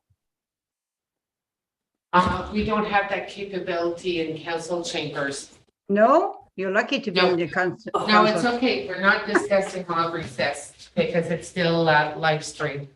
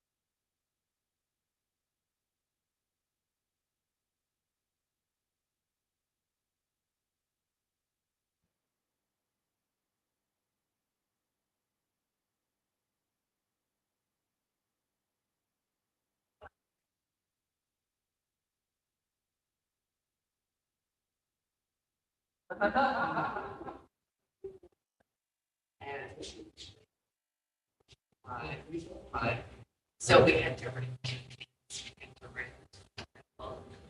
Keep on doing this.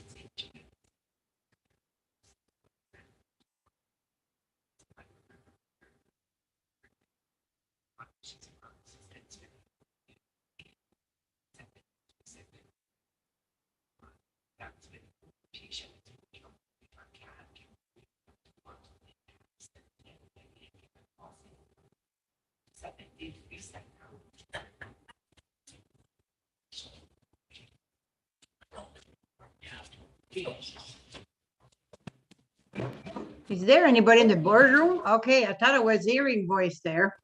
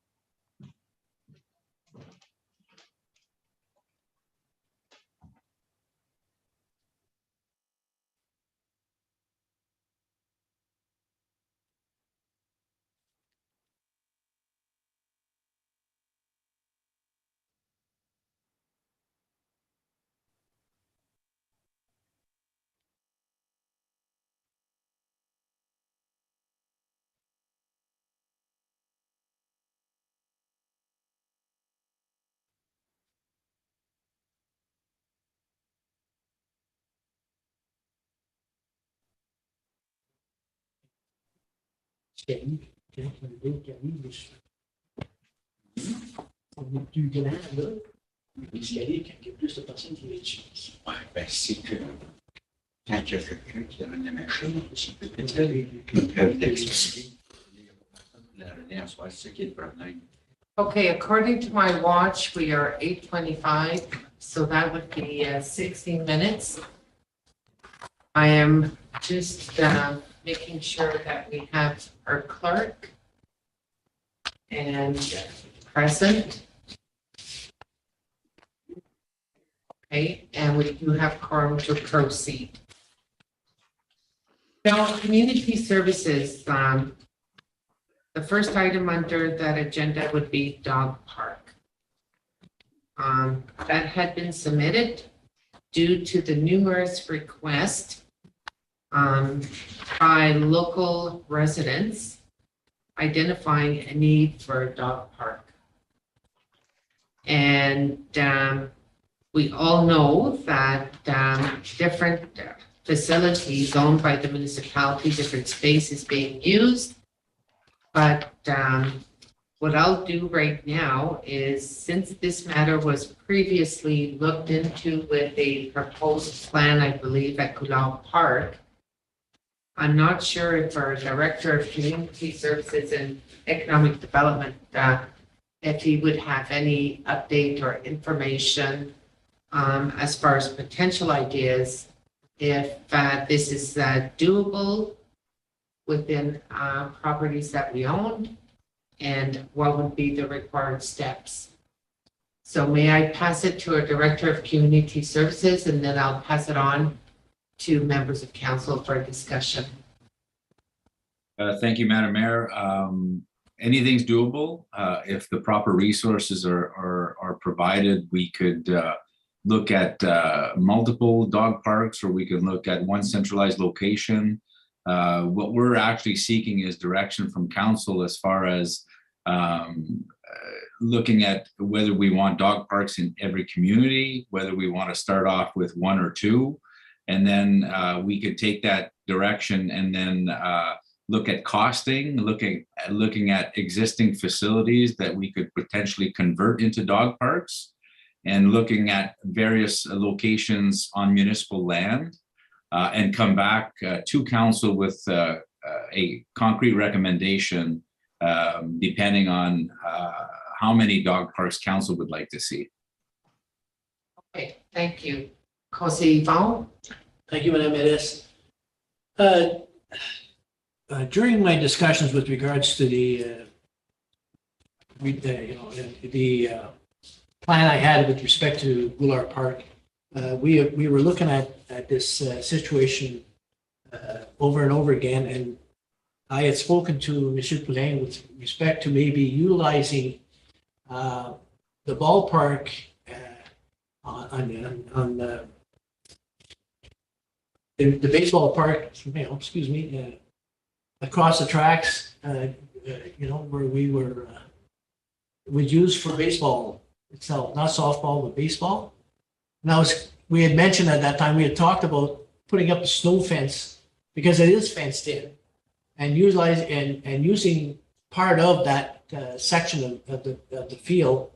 And of course, people would have to follow the regulations, rules and regulations pertaining to dogs. And I think that would be an area, being that it is fenced in, a good area for the purpose of that. And I would ask the director, Steph, to look into the matter, whether it's doable, and the cost as to what it would mean to council. I was suggesting a proper snow fence, if that's can be done.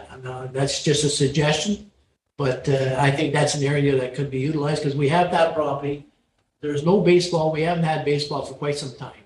So that's an area I would suggest.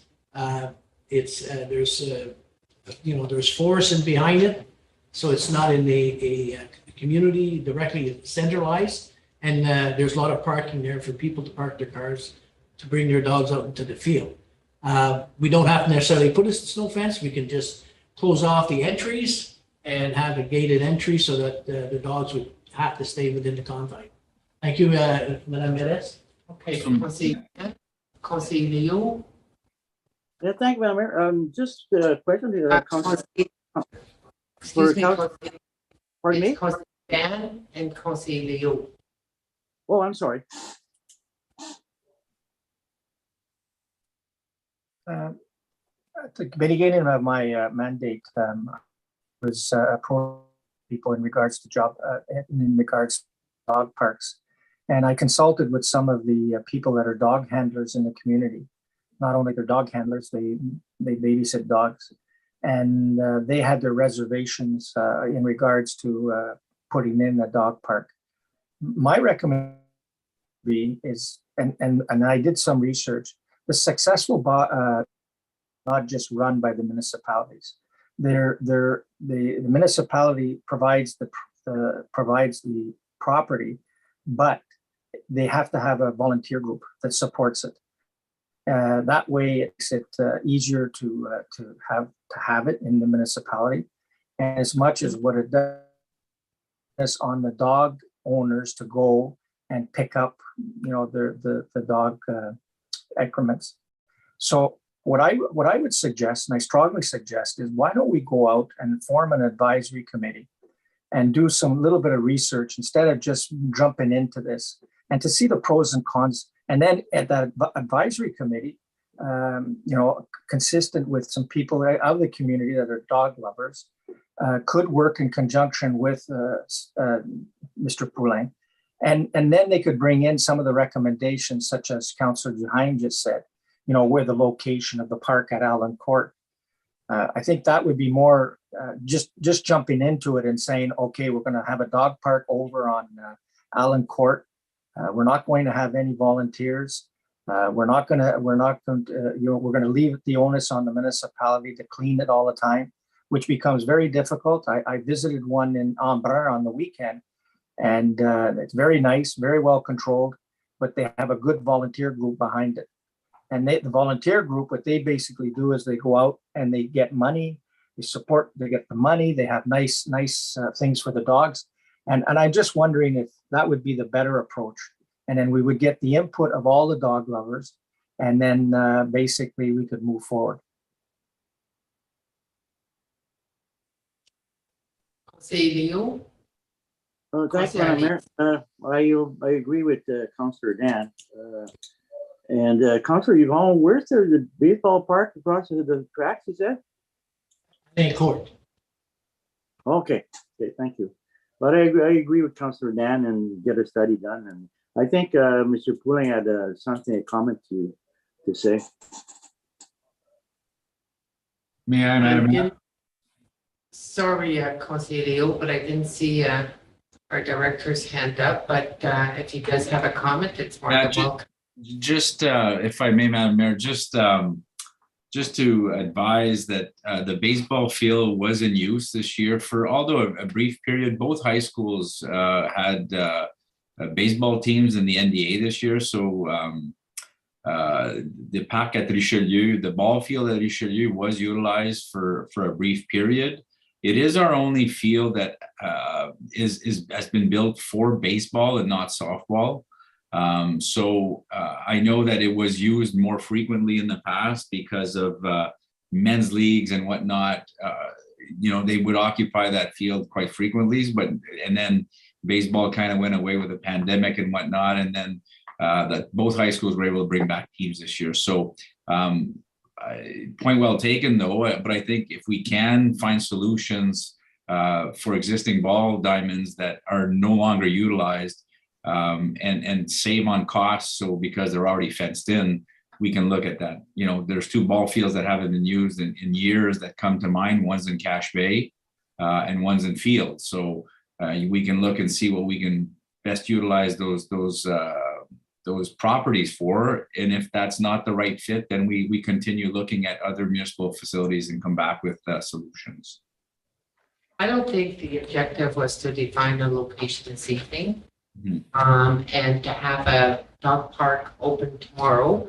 I think it was to find out from members of council to provide direction and getting some preliminary information on how to achieve this project. And, potential location, what would be cost, what's involved for the maintenance, and also learning what works by our neighbors that do have a dog park. The city of North Bay do, and what's involved. And if there's a need to consult with our residents, then we consult. But we need some type of information to go the extra step.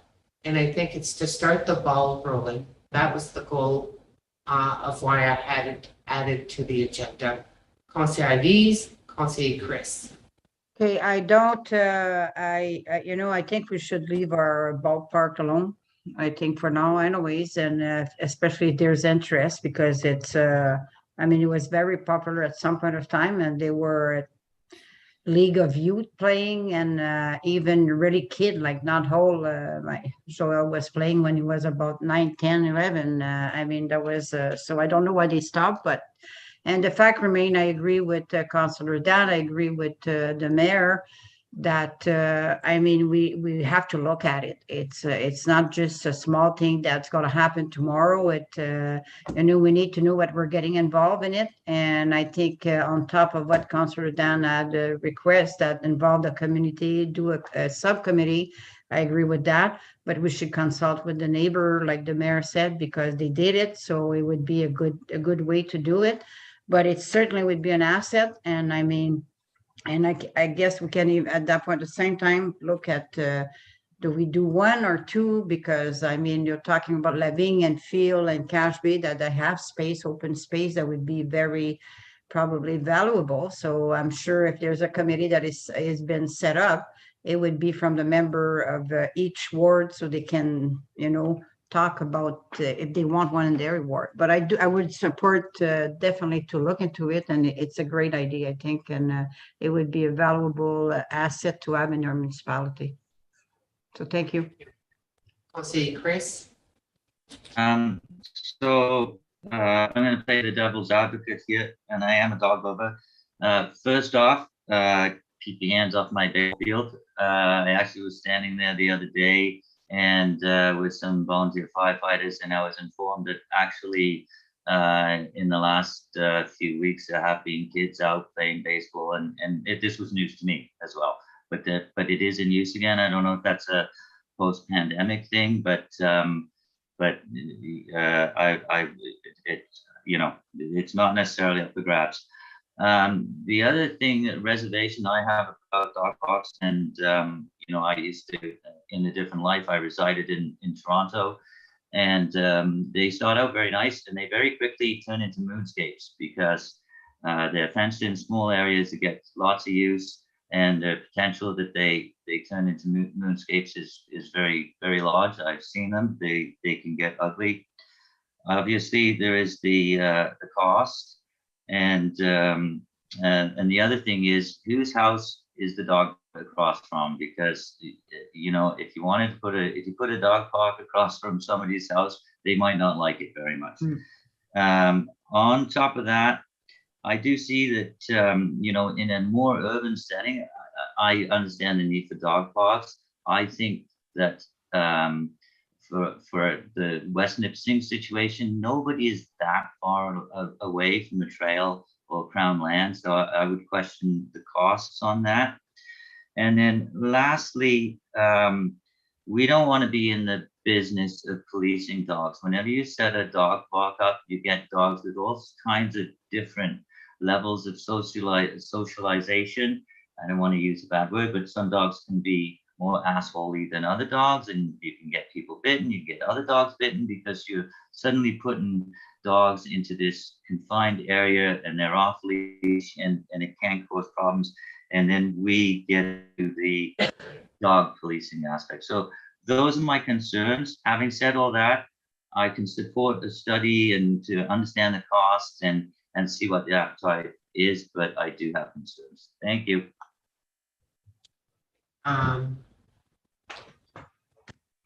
Did I miss anyone that lifted their hands? Conseiller Burley, Conseiller Norm. Thank you, Rahma. I totally concur with what Councillor Fisher just said. You really have to take in consideration the location. If there's houses nearby, sometimes people are sick and they're not feeling good, so sometimes you need to sleep during the day. And if you were to put a dog park close to a person that needs to sleep during the day or whatever, that would definitely cause a dilemma for them. And it's true, we are living in out in the woods, and there's lots of trails, and the cost of it, I'm not too sure about this, but I will support a study on it, definitely. Thank you. Conseil Norm? Thank you, Madam Mayor. Well, me, I fully concur with what has been said. The option presented by Councillor Rubido that dog owners that are interested in having a dog park should maybe consider forming a committee and create a volunteer group that would participate full time. Because when you have volunteers working on a project, they usually make sure that it happens. If their heart is there that they want that activity, they will put the time and the effort. The dog owner themselves would have some very good suggestions because they are the one going to use it. So what kind of running? And they could coordinate with the Director of Community Services to bring their ideas together, and then they could maybe present a plan to council that whatever it's this council or the one next year, that they could consider the budget impact and all that involves and what type of land is suitable.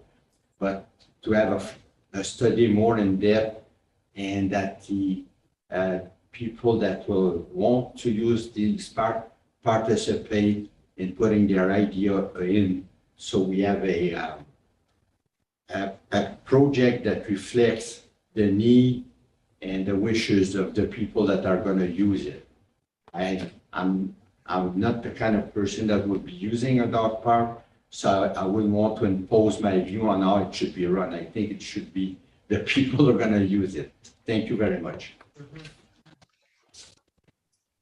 Okay, so what I've heard is that members identified several concerns. Yes. Conseil Denis, my apologies. Thank you, Madam Chair. I just want to say that I'm in favor of the dog park, but I think we should, before we do committees and all this, we should ask Stefan to do some sort of little feasibility study of some sorts and check with other municipalities, problems and pros and cons, and give us a little report so we know, at least we know where we want to go and who should be involved, and should we have a committee and all this stuff. See what they're doing all around us, and then we'll let Stefan give us a little report on this. I think that would be the best way to go. That's my opinion. Thank you. Thank you, Conseil Denis. I was going to summarize and say that that's what I heard, that there's a little bit more research and information that's needed to come back to council. There's been several concerns identified, and there's also been the structure, the governance, the operation, and involvement of our residents. So with that, saying that to our Director of Community Service, does that suffice to provide direction for the subject matter to come back? Yes. At a future date for further discussion? Yeah, that's clear direction, and we'll get that done. Yeah. Okay, thank you. We move on to public beaches. And the objective is a draft bylaw that's presented to members of council to minimize disturbances.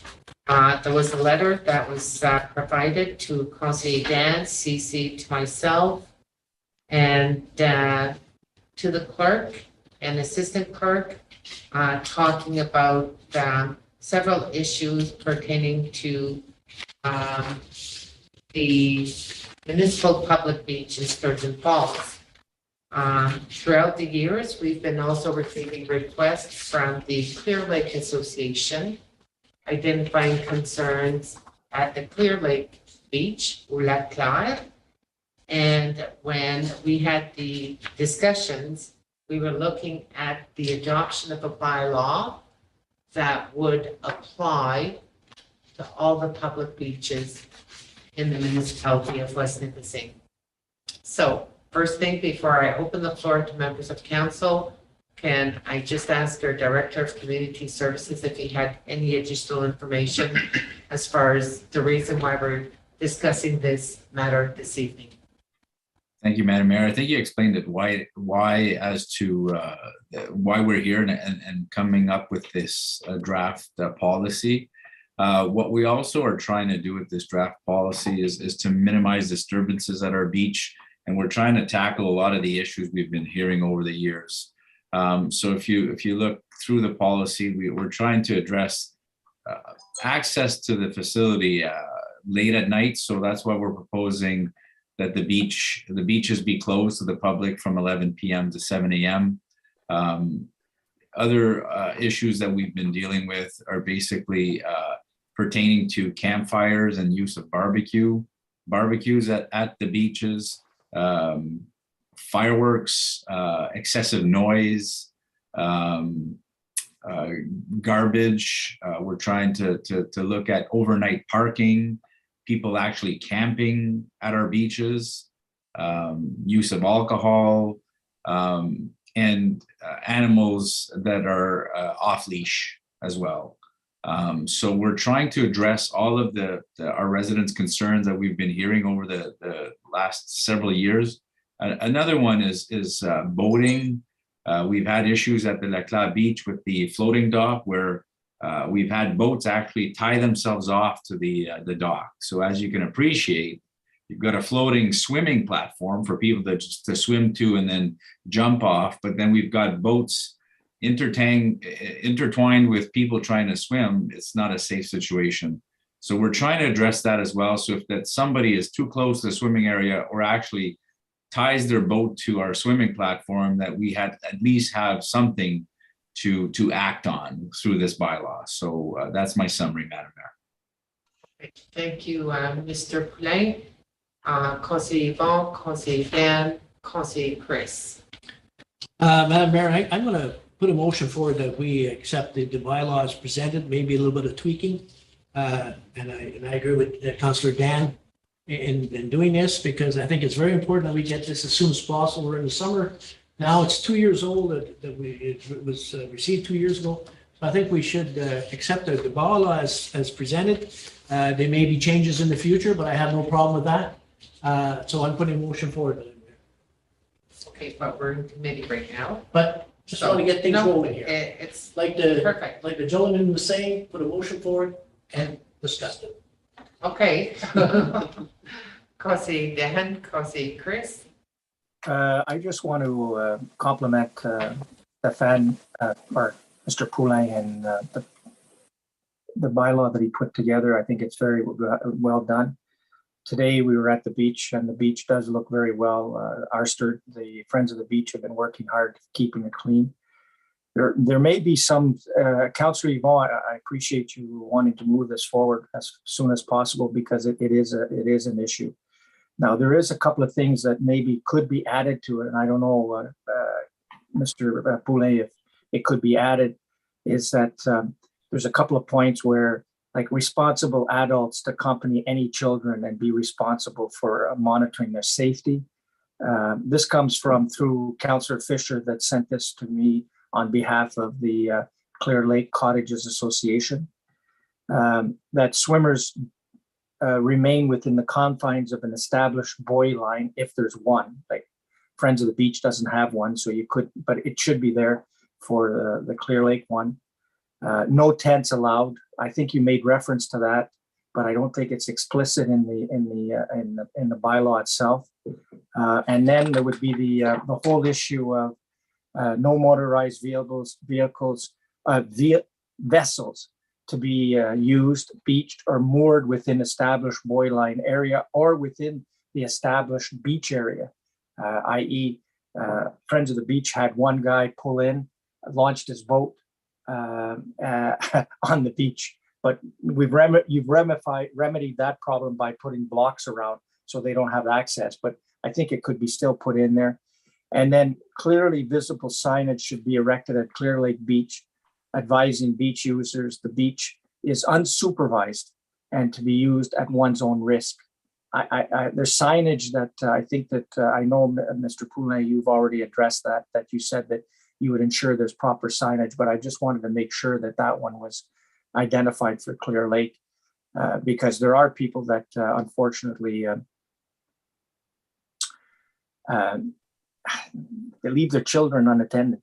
I've seen it. So, if we could put a sign up to tell people, you have to supervise your children. This is a public beach, but supervise your children. It's not up to the people that are on the beach itself.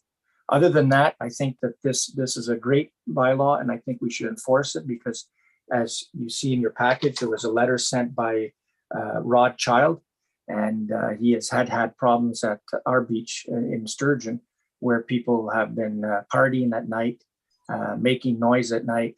And this way, we'll at least have a no trespassing sign stating that the beach is closed from 1 hour to another, and then the police will be able to enforce it. They'll be able to charge people with no trespassing. So thank you very much. Great work. And it's apropos because the weather's so beautiful. I went today, the beach, there was a lot of people on it today, or in it, in the water then. So thank you again, Mr. Poulin.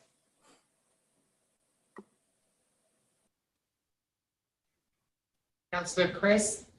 Dan actually covered off most of what I was going to say. I will say that the Clear Lake Cottage Association really supports this initiative. The one clarification, they are suggesting no tents allowed, but with the exception of pop-up commercial shade covers for infants, which makes a lot of sense to me. I think, I understand that just what they're trying to do, but if it's an infant, that's fine. And in Clear Lake, maybe a unique problem is that people will actually, they will beach their boat. So they'll drive through the swimmers and beach their boat. And so not just mooring, don't beach your boat on the beach, if that makes sense. And then the other comment that the Clear Lake people had is that the specifics of the beach is not well delineated. So it might be I think there's a ditch back there and that's as far as it goes, but I'm not sure. But what is the beach and what is not the beach kind of thing? They were looking for a sign at the other end to say, so this is the limit of the beach. So those were the comments from the residents. And if those make sense, I'd like to see that some amendments, and I completely support this. Thank you.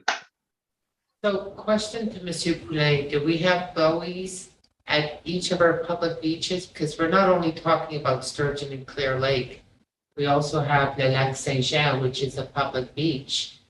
And this bylaw would apply to all the beaches that are owned by the municipality. Do we have buoys No, we don't. at each location? We do not at any of our. Okay. So if we incorporate that in the bylaw, which is a safety issue, it would be something that would need to be adopted and in place this season if the bylaw is adopted at our next meeting as amended. Councillor Elise? Thank you, Madam Mayor. A few questions. I do agree that I like the bylaw. I think we need a bylaw. I mean, my concern is, are they going to be able to reinforce that? And one question about that, I don't remember, does the OPP can reinforce our bylaw, or it's our bylaw officer that in charge of that? So if we have a bylaw and the officer is not working at night or during the night, I might be wrong, but I think the OPP don't reinforce municipal bylaw. Am I correct or not correct? Depending on the infraction, through you, Madam Mayor, we could also look at, for people that aren't following the bylaw, we could look at no trespass orders. And once a no trespass order has been issued, then the OPP can come into play. I think it's important that we at least have a bylaw that states out. There's also a schedule that will accompany the official bylaw once it's ready to come to council, because I think through the provincial act, I think we can impose fines as well. We don't generally incorporate that because Janice and Mel would go through the set fines through the provincial act. So certain infractions that would pertain or be tied to this bylaw could impose a set fine as well. So again, that would form part of the enforcement section of this bylaw, and that all these set fines would be brought forth in a schedule with the final copy or the final draft or of the bylaw itself. Une autre question, Madame Mayor? Je Oui, pourrais? Conseil Lise?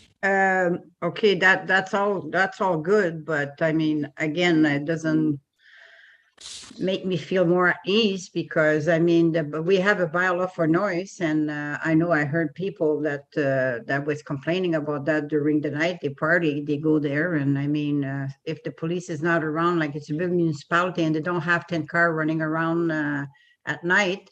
They cannot be in 5 beach at a time, so it could be very hard to reinforce. We need something that's very clear. We need clear sign.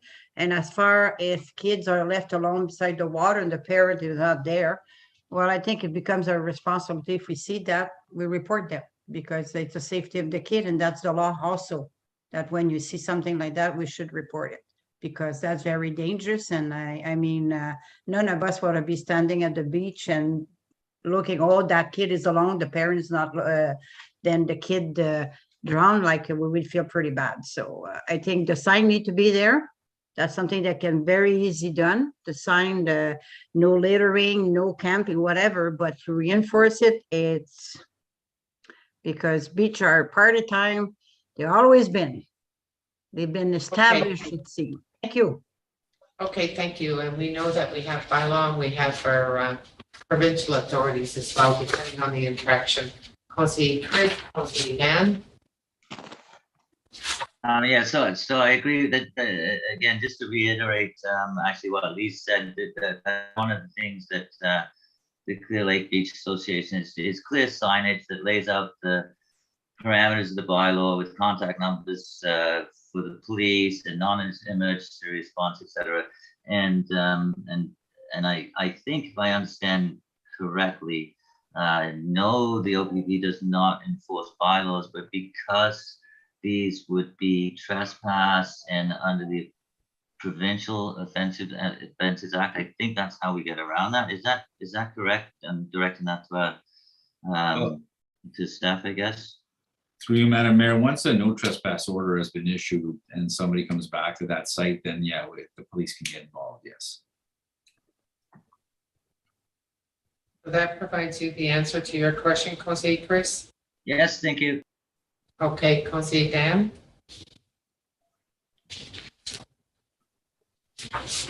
I just wanted to make a comment regarding the buoys.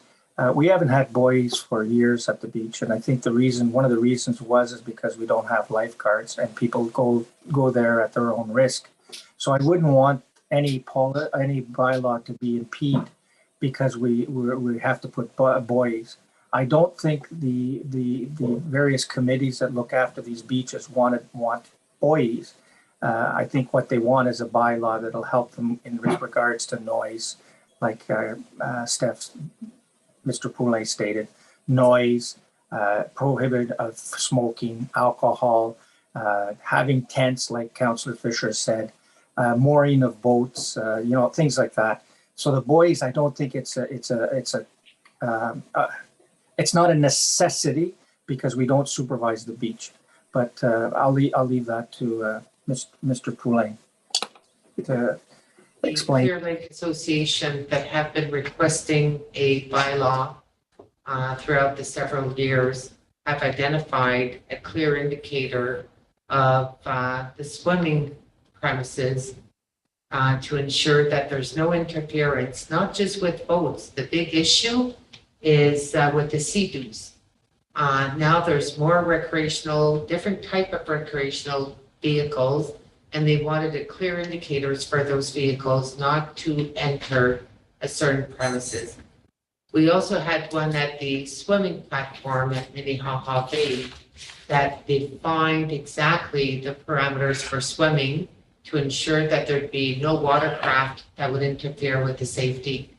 So suggestion, if council members are in agreement that there'd be something integrated in the bylaw, because I've been hearing that the safety concerns is one of the main reasons also why we need the bylaw, not just the usage, the control of it, but the safety portion. So if we can let it back to see what Mr. Poulin would recommend and bring it back and then see if it's acceptable. Conseil Chris? So if I may, the wording that the Clear Lake Association, because I think they would like that in the future, and they've used very open wording. So basically, stating swimmers to remain in the confines of any established buoy line. So if there isn't a buoy line there, it's not just to put it in the bylaw, and if the buoy line gets put there, then we don't have to rewrite the bylaw, basically, because I do believe they would like that, and if one day they get it, we don't have to redo the bylaw, and it doesn't make any difference to it at the moment. Thanks. Okay. Question, comment, there was reference, about making sure that fur babies were not left at large. They had to be on the leash. I just, trying to visualize from what you see at public beaches. They're part of families. They also enjoy the water. So what are we going to say with bylaw that they have to be on leash when they are in the water? I believe, Madam Mayor, that this applies to any of our parks or playgrounds as well. Dogs or pets must be on leash at all times. Okay, no, I'm just asking the question because I know that there's going to be upset residents because when their fur babies are brought to the beach, I understand the safety, of other people attending the beach, but they're let at large to go swimming and to refresh in the water. So that's why I just brought up the question to make sure that that discussion takes place or clearly outlined in the bylaw. Conseil Chris? Sorry, just Conseil Dan? just in terms of dogs off leash in a beach setting, they can be very dangerous. In fact, I know a case of somebody that was made quadriplegic because they were half in the water, half out, and dog jumped on the back, and your body doesn't have any give when you're in the water, and it can cause very, very serious injury. So dogs must be on a leash. Thanks. Conseil Dan? One of the issues, I think that the buoys, the corded off, does that put us into a liable situation? And I would like, when Steph does his little research, that he finds out that if we have the buoys going around, does that put the municipality in a liable situation? Because if the case is that we have buoys wrapping it off, then we must have a supervisor there to supervise the beach then. I'm just pointing that as maybe an area of contentious, and that maybe we look at that. It'll be research. Yeah. But we had buoys at Minnehaha Bay and it was not supervised. It was, I think, as a visual marker to make sure that watercrafts, but I'm sure a director of community services will be able to give us an update. Well, So I wanted to address it, that's all. That's fine. So the issues that great template, minor tweaking. We want to make sure that there's reflection that our public beaches are unsupervised, used at own risk. I highly recommend that children are supervised. Animals must be on leash. Good signage to identify exactly the restrictions or what is permissible. And that would be applied across the board to all the public beaches. So there will be an amendment that will come back to council for consideration at that time. And it was highlighted that hopefully we can have a bylaw soon because we are in the season of usage for public beaches. Is that suffice? Yep. Yes? Yes. Okay. So this does resume community services, and I'll We have the next committee, Sewer and Water Committee, and I'll pass it on to the chair of that committee, Conseiller Dan. Thank you very much. In your package, you have two requests. One is the installation of natural gas, water, and sewer infrastructure, Pierre Dutrisac, Promenade du Lac, and Garden Village roads. One of the issues with that is that we do have a designated urban area in this community, and unfortunately, that's moving us towards out of the urban area. There is a cost to this, and apparently the cost is it's probably a lot of money to invest in this type of endeavor.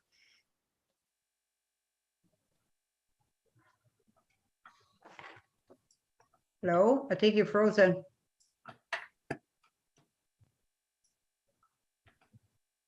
We'll wait a few seconds.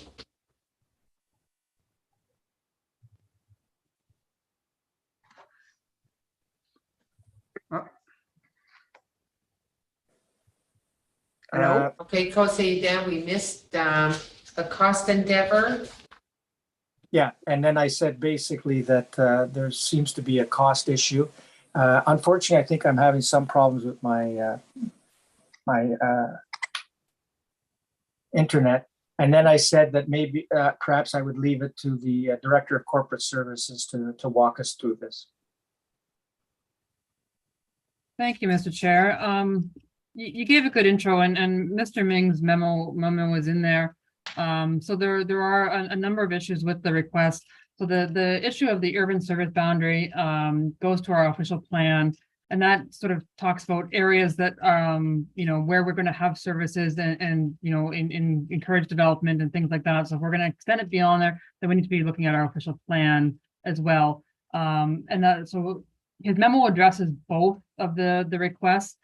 So the first one, Pierre Road, Dutrisac, Promenade du Lac, and Garden Village, are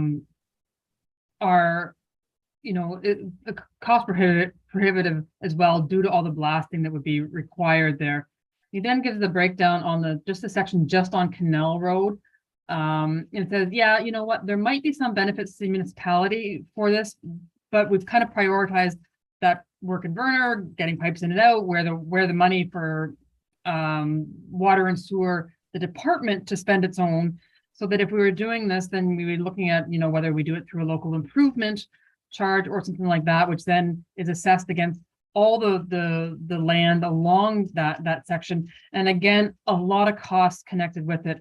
So he's given you a breakdown with a bottom number of 600,000, and I say it's a bottom number because he says really importantly there that does not include the geotech and it doesn't include the blasting. And until they do the geotech, they won't necessarily know how much blasting is going to need to be done and things like that. But I'll remind council of a discussion that we had a few years ago regarding Promenade du Lac and the concerns with blasting on there. Is that the cost for blasting several years ago were in the ballpark of, I had them here a second ago, $60 per meter cube, and we were looking at just doing 150 meters because you have to go the depth and all that kind of stuff as well. So 150 meters several years ago was going to be $150,000. So when we start looking at how much blasting you might have to do along Canal Road, and then again the other section, the costs are going to add up significantly.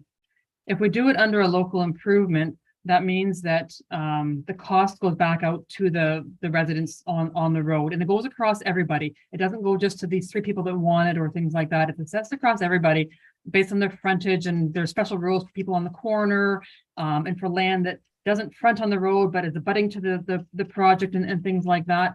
And so usually we do those if we have a successful petition which has X number of the homeowners representing X amount of the assessment and things like that, or the municipality can by bylaw enforce a local improvement onto the residents. But before, we went away and gave you much more detailed financial analysis on what it would mean to each residence and all that kind of stuff, and who might be included and excluded. We wanted to just have the conversation on whether council even wanted to entertain that, First, because of the issue with urban boundaries, and because it's going to be a significant cost, 600 plus, like the ones we added to the blasting and all the rest in there. I'll turn it back to you, Mr. Chair. Thank you, Ms. Craddock. I think one of the things is I just want to clarify something before we move on, before I open the floor.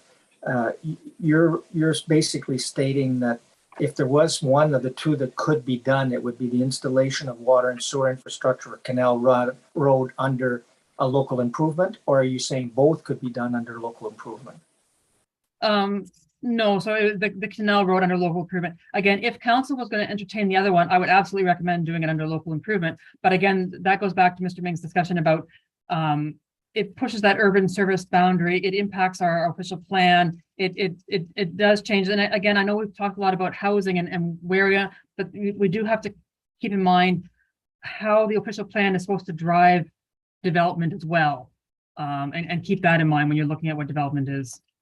Okay, thank you very much. So I'll open it to the floor. I see Councillor Fisher, then Councillor Mallette, then Councillor Senecan. So just to follow up what our Director of Corporate Services just said there, just to make sure that I understand.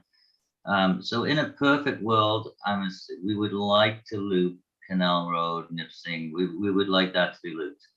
But we have 10 signatures on a potential of 30 connections.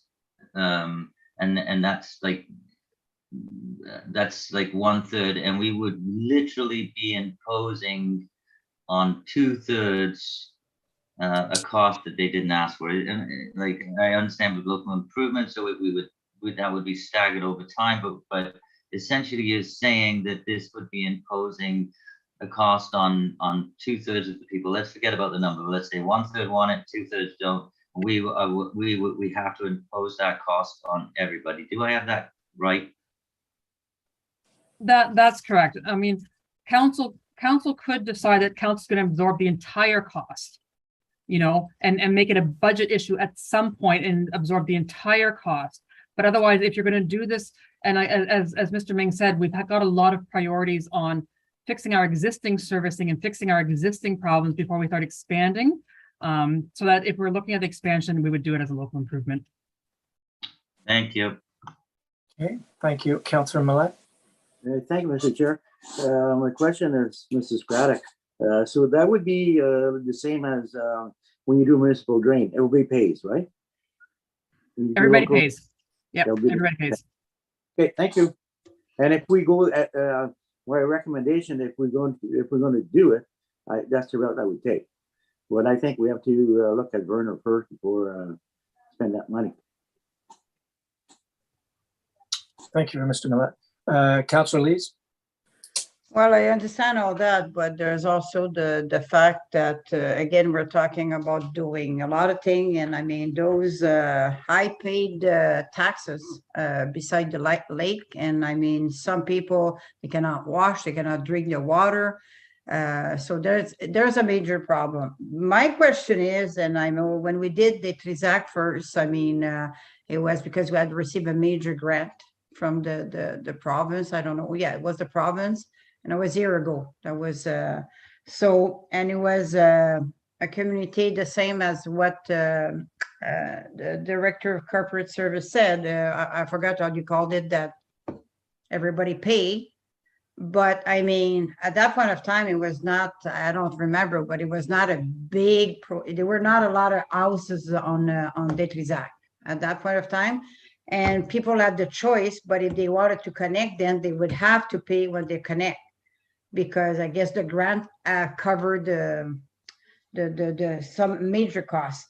I do understand that it's there's obviously when you look at the price, but I mean, I think it's worth, at least for Canal, where it's feasible, and when it's if people agree, obviously, and they would, that's something to look into it. But I mean, at some point of time, we're building a new building and we're connecting and we're developing, which is great. And they go across the street, and that's one of the cut I was talking to you this week, because I think it went from across the street where there was water, because the water on the east side east or west side, I think, the new building. And then they went across the street to Canal Road because it's right there. It's just a matter. So there might be other way to go around and to have the water instead of having to blast. So I don't know if all of Canal Street, I don't know much about blasting, but I mean, where is the blasting, the biggest blasting? Is it on Détrisac? Is it on Chemin Pierre or it's on Chemin Canal? Can somebody tell me about that? Ms. Craddock? I actually don't know how much blasting would be required or where the blasting, but both Mr. Ming and Mr. Memriard have indicated to me that the Canal Road project would require blasting on the Canal Road as well. Yeah. Okay. Well, I think people should have at least a chance if they want to pay for it. And I mean, they don't want water, they so I don't know, like I do respect what the report gave, but I do some people like, for example, for fire, I mean, the insurance doesn't want to insure them because they don't have, how do you call that, those fire hydrant? Is that the way you call those things, the yellow thing? Yeah. Okay, they don't have it. So insurance is way up. So, if they're paying the business, a couple of business there, they're saying they're paying, she told me, and I don't remember, and I wouldn't say it publicly, how much insurance they're paying a year.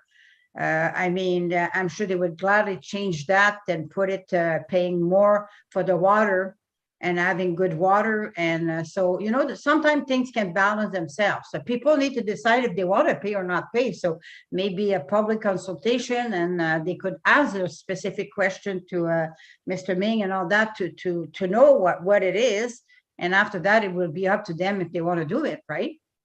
So again, because it would be a user fee. And after that, well, it would be, it's user fee, but it would be part of so that would be, I mean, they've been asking for it for years now, and it's not going to stop. And yeah, I think you have very persistent people, and I mean, they want it, and they got to do lobbying, and they got to try. But I'm sure they can understand too if they meet and say, okay, that's going to cost you $1 million to get water. Well, they might change their mind, but left to them, I think. Councillor Thank Rowley? you.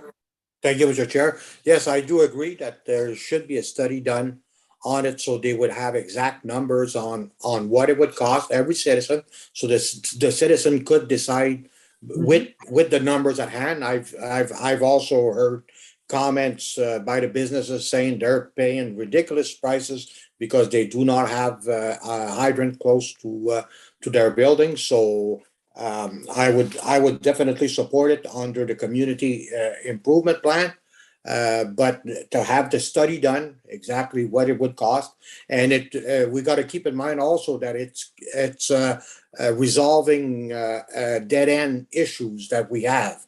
Dead end issues should not. We should do everything in our power to stop having those, because it is a safety issue for our resident. When you're having a dead end, now they recommend that you have to loop your dead end, and we have a solution on this one.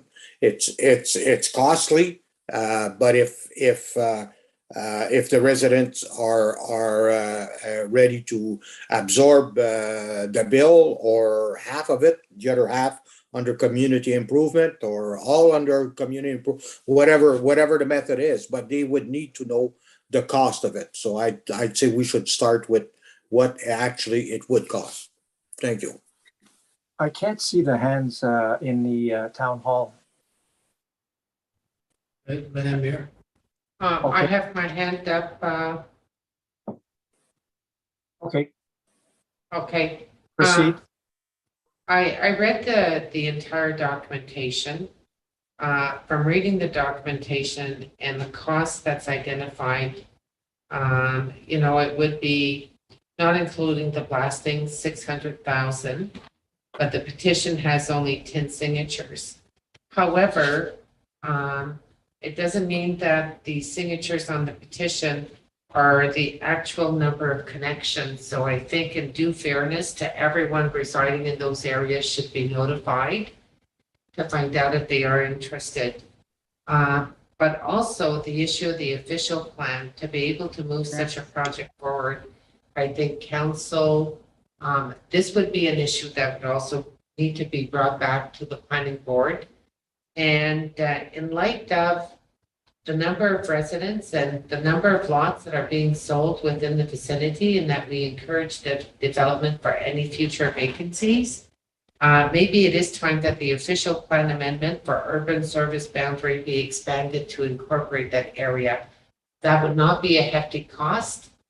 There's a process. Our clerk planner is very proficient with that. It's a question of publicity and consultation, but that should be done at the same time. I am seriously concerned when we have a business that has been in existence for many, many years, 15 jobs, TCM Total Cabinet Modules, and they're at the mercy of one sole insurance company. They identified that they're 1.6 kilometer away to have access to town water, and it would mitigate their risk liability if there's a fire, because there's no fire hydrant. And at the same time, it gives us the opportunity to look on how we can expand on this. I would definitely concur that more research needs to be done for the community improvement program, but also would ask that the planning board, there's several members here of council that are on the planning board, that when it comes to planning, that it'd be seriously considered to make an official plan amendment to get the ball rolling.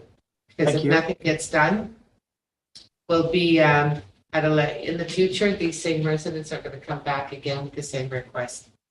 Thank you for your input. Councillor Denis?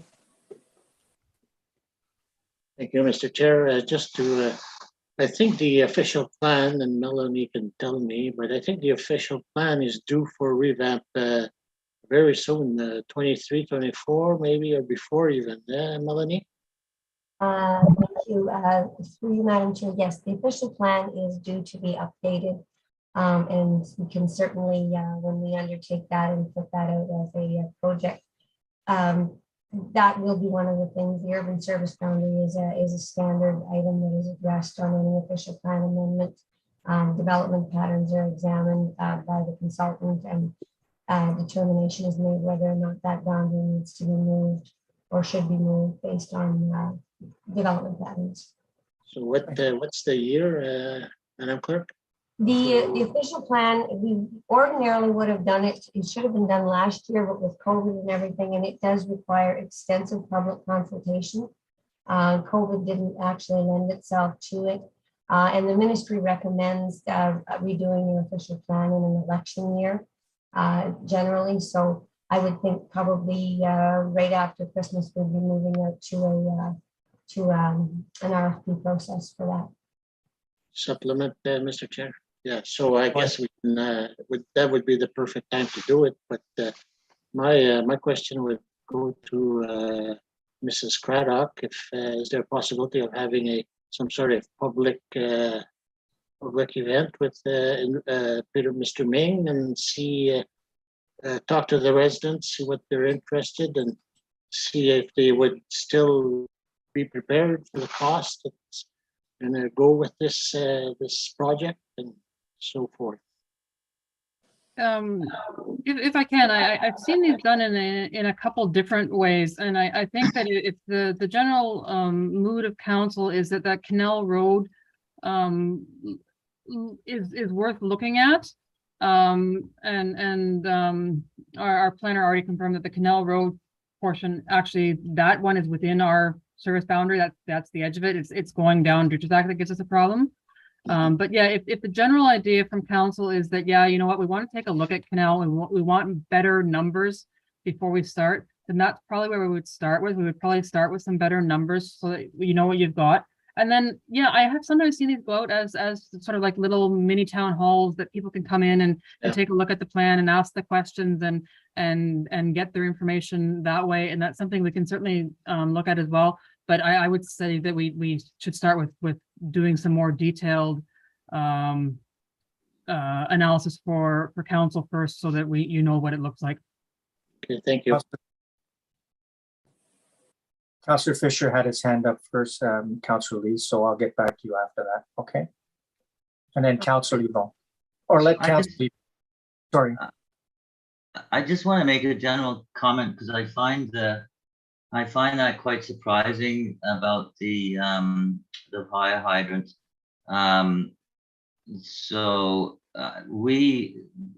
nature of firefighting in West Nipissing, and we drill for taking water from lakes and river, and the river is like only what, 2 kilometers tops from that site. And that's something that our fire department is very proficient at, and we practice. And so I just as a comment, I find it very surprising that the insurance company would take that into a factor, because they are very, very close to water. We send a tanker, we use tankers to ferry water back and forth. We do it all the time, and we're good at it. Thanks. So Councillor Lee's, Councillor Ball has not had a chance to say anything. Can I ask permission to have him address us first, please, if you don't mind? Well, it's not I don't mind, but I mean, if it's not fast enough, why should we pay for that? No, go for it. Okay. I don't mind. Councillor Yvonne, thank you. Thank you very much, Mr. Chair. I do agree that we have a study made in as soon as possible. As Councillor Rowley had mentioned, potentials are there. I think the loop should be closed. That's very important. And that, again, we're providing opportunities for other lands around that area to be sold for the purpose of either industry or housing. And it could become a shovel-ready project if monies are available provincially or federally. And I think we should do a study on it, get it done, get a costing, and move on. Thank you very much, Mr. Chair. Okay, thank you. Councillor Lees? Okay, to come back to Mr. Fisher's comment about being able to pump the water, I understand, and I agree with you that it's feasible. But just to give you an example, when I moved on Dovercourt 223, the insurance was charging me over $1,000 for a small houses, because flood area having to be so close to the river. So insurance, they can charge whatever they want when they want to make money. So this is why probably it's for them, if it takes 5 minutes more to get installed, for them it's so it is what it is. It's sad, but that's a reality. And I think the people, and I know they've been asking for it too, and I do understand about the price. But by educating them, by asking them, and then giving them the choice, and by all means, if they decide they wants to pay, because after that also they will be, it's a user fee, so they will pay like the rest. So I don't want to. Sorry. No, but I would recommend that, Monsieur. I would recommend right now, because we're almost finished, that I mean, staff look into that, and to make sure that there's a way of communicating with them. And maybe what the director of service corporate was saying, and maybe like a town meeting, and with the engineer, the professional there that can answer the question and go forward and do a study. So that's my recommendation. I think that Councillor Denis, I won't give you the floor right now, because I think we have to either send it back to the mayor to ask if we want to go beyond Corfu, because it is presently 9:30. I think that in conclusion, people seem to be amicable to the Canal Road. In the majority of the people feel that it's something that we should look at, and that we would further look at it. That the other one, Pierre Road, we would we would look at it probably after we do our official plan for the municipality, to see if we're going to extend the urban area. And that could be done in conjunction with that, and it probably would have to be done next year, but it would be still on the books. We talked about it. I think we talked to all the angles of it, and that so the consensus seems that, you know, what we'll look at is get more information regarding the Canal Road, see if everybody is involved, and, you know, it wants to be in in the process, because the thing is we don't want to force it upon people, and that Director of Corporate Services will come back with something for us to bite into. So, Madam Chair, I think you have to extend the curve. Madam, just a comment on that. I don't think we should ignore the fact that there's a page and a half from Pierre and Détrisac Road. Those people will not be too happy because Canal Road was there. Then they go in priority because they have the right to have some answer also and information. So I think to mention just Canal Road, which I agree 100%, but I mean there should be not a year beyond that to look at everything. It's a big project, but it can be looked at the same time. We have to amend the plan. And that's not a big deal. It's going at there's a lot more difficult thing to be done than that, Councillor Dan, because it's just a planning board that look at it and make a change it. So thank you, Madam. Thank you, Councillor Lees. Madam Mayor, Okay, so do you want to conclude that portion right now before? So enough direction to staff to come back with information pertaining to a community improvement program with a reflection of cost and maybe a plan pertaining to consultation, the steps involved. Well, I think so we're on the same page. I think that the Director of Corporate Services outlined how that process would work, and I think she has the direction. Okay, but will it come back to council? Because we haven't talked about natural gas as well and so on. So, okay, so at this point, okay, we've started the discussion. There's some direction that's clear to staff. Is there a mover and a seconder if we want to proceed to continue the meeting and continue with discussing subject matters on the agenda? We need to extend our curfew. Is there a mover? Conseiller Rowley? Conseiller Yvon is a seconder. Now let the clerk read the resolution.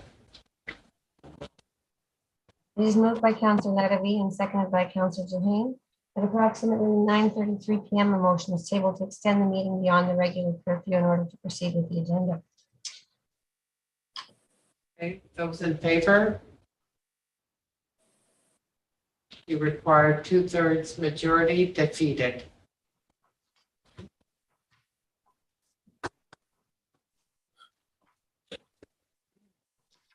Okay, so we'll, I want to commend council. I know that we're going to be adjourning for the work that they have done tonight. And the objective would be to finish off everything that we have on our agenda, hopefully in the very near future, so we can proceed at a given date to start a clean slate. I'll just keep that. So stay tuned if there's a need for a special meeting to resolve this. We need a mover and a seconder to be able to proceed with the adjournment.